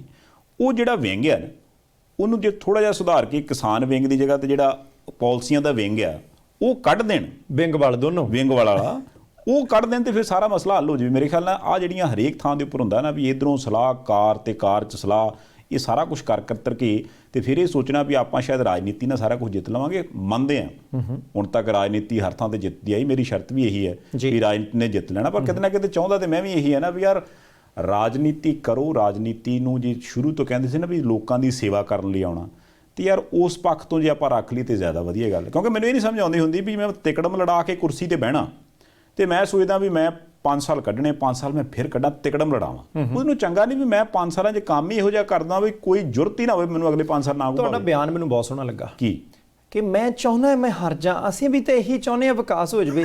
ਇਹ ਕੋਈ ਪਹਿਲੀ ਵਾਰੀ ਬਿਆਨ ਨਹੀਂ ਸੁਣਿਆ ਕਿ ਤੁਸੀਂ ਅਗਲੇ 6 ਮਹੀਨੇ ਪੰਜਾਬ ਦੇ ਪਿੰਡਾਂ ਦੀਆਂ ਗਲੀਆਂ ਨੀਵੀਆਂ ਸਾਰੇ ਨਹੀਂ ਕਹਿਣਾ ਅਸੀਂ ਵਿਕਾਸ। ਕੋਈ ਕਹਿੰਦਾ ਮੈਂ ਵਿਨਾਸ਼ ਚਾਹੁੰਦਾ, ਉਹ ਤਾਂ ਅਸੀਂ ਵਿਕਾਸ ਚਾਹੁੰਦੇ, ਅਸੀਂ ਕਰਨਾ ਹੀ। ਮੈਂ ਚਾਹੁੰਦਾ ਮੇਰੀ ਥਾਂ ਭਾਵੇਂ ਕੋਈ ਜਿੱਥੇ ਵਿਕਾਸ ਕਰੇ, ਕਿਸੇ ਦੀ ਸਰਕਾਰ ਆ ਜੇ ਕੰਮ ਕਰੇ, ਮੇਰੇ ਤੋਂ ਕਿਤੇ ਦੇਖੇ ਜਾਂਦੇ ਤੁਹਾਡੇ ਦੁੱਖ। ਇਦਾਂ ਹੀ ਹੋਣੀ ਨਾ। ਮੈਂ ਕਹਿੰਦਾ ਥੋੜਾ ਬਦਲ ਕੇ ਬਿਆਨ ਦਿਆ ਕਰ ਥੋੜਾ ਜਿਹਾ। ਮੈਂ ਚਾਹੁੰਦਾ ਮੈਂ ਸ਼ਰਤ ਹਰ ਜਾ ਯਾਰ, ਫਿਰ ਗੱਲ ਕਿਹੜੀ ਆ? ਜਾਨੀ ਕੋਈ ਰੁਕਦਾ, ਇੱਥੇ ਰੱਖ ਮੇਰਾ ਭਰਾ $5। ਮੈਂ ਤੇ ਕਹਿਣ ਡਿਆ, ਪਰ ਉਹ ਸਾਹਮਣੇ ਹੋਵੇ ਵੀ ਨਾ ਇਦਾਂ। ਤੁਸੀਂ ਦੇਖੋ, ਉੱਪਲ ਪਿੰਡ ਆ ਤਰਨਤਾਰਨ ਦੇ ਨੇੜੇ, ਉੱਥੇ ਸੰਤੋਖ ਸਿੰਘ ਭਲਾਈਪੁਰ ਜਿਹੜੇ ਪੰਜਾਬ ਦੇ MLA ਨੇ, ਉਹ ਕਿਤੇ ਗਏ, ਕਿਸਾਨ ਜਥੇਬੰਦੀਆਂ ਦੇ ਬੰਦਿਆਂ ਨੇ ਵਿਰੋਧ ਕਰਤਾ, ਉਹਨਾਂ ਦੇ ਨਾਲ ਪੁਲਿਸ ਵਾਲੇ। ਹੁਣ ਕਿਸਾਨ ਜਥੇਬੰਦੀਆਂ ਵਾਲੇ ਕਹਿੰਦੇ ਕਿ ਸਾਡੇ ਲਾਠੀਆਂ ਮਾਰੀਆਂ, ਸਾਨੂੰ ਧੱਕੇ ਮਾਰੇ। ਵੀਡੀਓ ਸਾਹਮਣੇ ਆ, ਇੱਕ ਦੋ ਕਿਸਾਨਾਂ ਦੀ ਵੀ ਜਿਹੜੀ ਉਹ ਪੱਗ ਵੀ ਹੈ ਨਹੀਂ ਗੀ ਸਿਰ ਤੇ, ਇੱਕ ਦੇ ਕੱਪੜੇ ਵੀ ਪਾਟੇ ਪਏ ਆ। ਉਧਰ ਇੱਕ ਪੁਲਿਸ ਵਾਲੇ ਗੱਡੀ ਦੇ ਵਿੱਚੋਂ ਪੱਗ ਲੈ ਕੇ ਆਉਂਦੇ, ਉਹ ਕਹਿੰਦੇ ਜੇ ਮੇਰੀ ਪੱਗ ਲਾਤੀ ਆ, ਮੇਰੀ ਵਰਦੀ ਨੂੰ ਹੱਥ ਪਾਇਆ। ਹੁਣ ਕਿਸਾਨ ਕਹਿੰਦੇ ਸਾਡੇ ਤੇ ਲਾਠੀ ਚਾਰਜ ਹੋਇਆ, ਅਸੀਂ ਵਿਰੋਧ ਕਰਨਾ ਸੀ ਕਿ ਤੁਸੀਂ ਸਿਆਸਤ ਨਾ ਕਰੋ, ਪਹਿਲਾਂ ਖੇਤੀ ਵਾਲੇ ਮੁੱਦੇ ਤੇ ਸਾਨੂੰ ਇਨਸਾਫ ਦਿਵਾਓ। ਇਦਾਂ ਦਾ ਕੰਮ ਆਉਣ ਵਾਲੇ ਦਿਨਾਂ 'ਚ ਕਈ ਥਾਵਾਂ ਤੇ ਹੋਣ ਦੇ ਅਸਾਰ ਹੈ, ਕਿਉਂਕਿ ਲੀਡਰਾਂ ਨੇ ਜਾਣਾ ਹੈ। ਲੀਡਰ ਉੱਥੇ ਜਾਣਗੇ ਕਿਉਂਕਿ ਉਹਨਾਂ ਨੇ ਵੋਟਾਂ ਲੈਣੀਆਂ। ਕਿਸਾਨਾਂ ਨੂੰ ਇਸ ਗੱਲ ਦਾ ਰੋਸਾ ਕਿ ਸਾਨੂੰ 10 ਮਹੀਨੇ ਹੋ ਗਏ, ਅਸੀਂ ਘਰੋਂ ਬੇਘਰ ਹੋਏ ਫਿਰਦੇ ਹਾਂ। ਜੇ ਇਹਨਾਂ ਨੂੰ ਸਾਡੀ ਇੰਨੀ ਜਿਹੜਾ ਸਾਡਾ ਹੇਜ ਹੈਗਾ, ਚਾਹੇ ਕਿਸੇ ਪਾਰਟੀ ਦੇ ਵੀ ਹੈ, ਇਹ ਘੱਟੋ ਘੱਟ ਹਾਲ ਦੀ ਘੜੀ ਸਿਆਸਤ ਕਰਨ ਤੋਂ ਗੁਰੇਜ਼ ਕਰਨ। ਆਉਣ ਵਾਲੇ ਦਿਨਾਂ 'ਚ ਸਿਆਸੀ ਪਾਰਟੀਆਂ ਤੇ ਕਿਸਾਨ ਜਥੇਬੰਦੀਆਂ ਨੂੰ ਲਕੀਰ ਖਿੱਚਣੀ ਪਊਗੀ ਕਿ ਅਸੀਂ ਕਿੱਥੇ ਤੱਕ ਅੱਗੇ ਜਾਣਾ ਤੇ ਕਿੱਥੇ ਤੱਕ ਨਹੀਂ ਜਾਣਾ।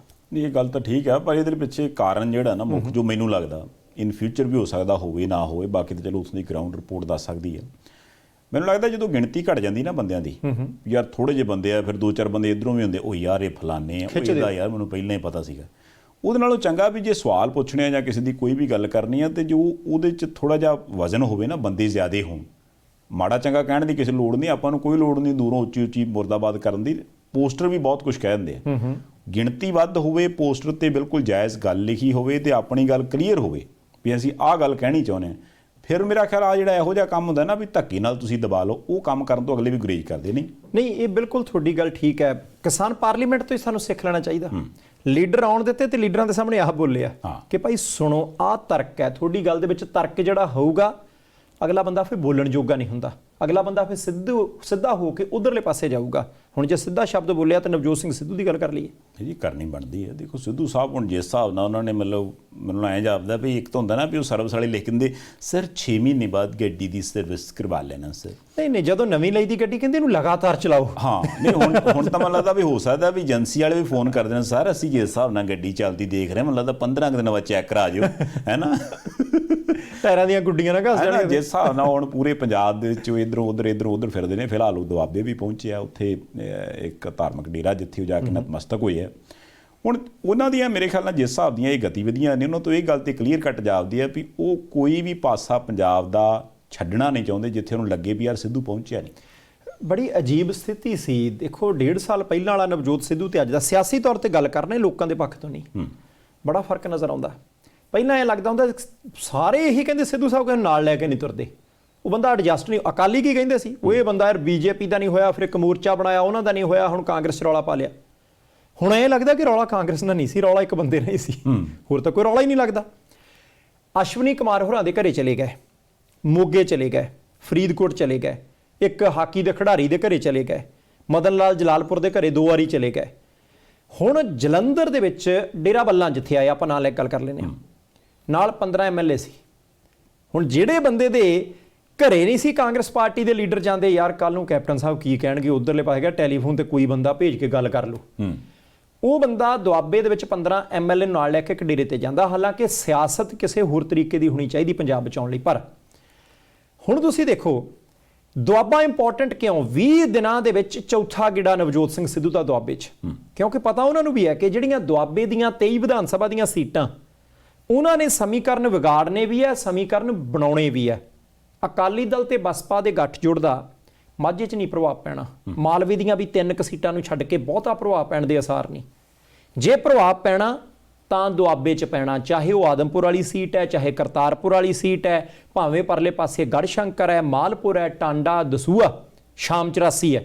ਉਹ ਸਾਰੀਆਂ ਸੀਟਾਂ, ਬੰਗਾ, ਨਵਾਂ ਸ਼ਹਿਰ ਉਧਰਲੇ ਪਾਸੇ ਵੀ, ਫਗਵਾੜੇ ਵਾਲੇ ਪਾਸੇ, ਉਹ ਸਾਰੀਆਂ ਸੀਟਾਂ ਐਸੀਆਂ ਨੇ ਜਿੱਥੇ ਅਕਾਲੀ ਦਲ ਤੇ ਬਸਪਾ ਦਾ ਗੱਠਜੋੜ ਆਪਣੇ ਵੋਟ ਬੈਂਕ 'ਚ ਵਾਧਾ ਕਰੂਗਾ, ਕੋਈ ਬੰਦਾ ਮੰਨੇ ਨਾ ਮੰਨੇ। ਇਸੇ ਕਰਕੇ ਕਿਸੇ ਵੀ ਹੋਰ ਇਲਾਕੇ 4 ਗੇੜੇ ਨਹੀਂ ਨਵਜੋਤ ਸਿੰਘ ਸਿੱਧੂ ਦੇ, ਤੇ ਡੇਰੇ 'ਚ ਵੀ ਗਏ ਨੇ। ਉਹਨਾਂ ਨੂੰ ਵੀ ਪਤਾ ਕਿ ਭਾਈ ਡੇਰੇ ਦੀ ਫੈਨ ਫੋਲੋਇੰਗ ਹੈਗੀ ਹੈ, ਫੋਲੋਅਰ ਬਹੁਤ ਨੇ, ਤੇ ਜੇ ਉਧਰਲੇ ਪਾਸੇ ਖਾਲੀ ਥਾਂ ਛੱਡਾਂਗੇ ਕੋਈ ਬੰਦਾ ਹੋਰ ਭਰ ਲੂ। ਹੁਣ ਇਹਨੂੰ ਕੋਈ ਬੰਦਾ ਡੇਰਿਆਂ ਦੀ ਰਾਜਨੀਤੀ ਦੇ ਨਾਲ ਸੰਬੰਧਿਤ ਗੱਲ ਕਰੇ ਜਾਂ ਕਿੱਦਾਂ, ਪਰ ਇੱਕ ਗੱਲ ਪੱਕੀ ਹੈ, ਪੂਰੇ ਸਿਆਸਤਦਾਨ ਬਣ ਗਏ। ਜਿਹੜੀਆਂ ਕਮੀਆਂ ਪੇਸ਼ੀਆਂ ਸਿਆਸਤ ਦੇ ਪੱਖ ਤੋਂ ਪਹਿਲਾਂ ਹੁੰਦੀਆਂ ਸੀ, ਲੱਗਦਾ ਕਿ ਦੂਰ ਕਰ ਗਏ।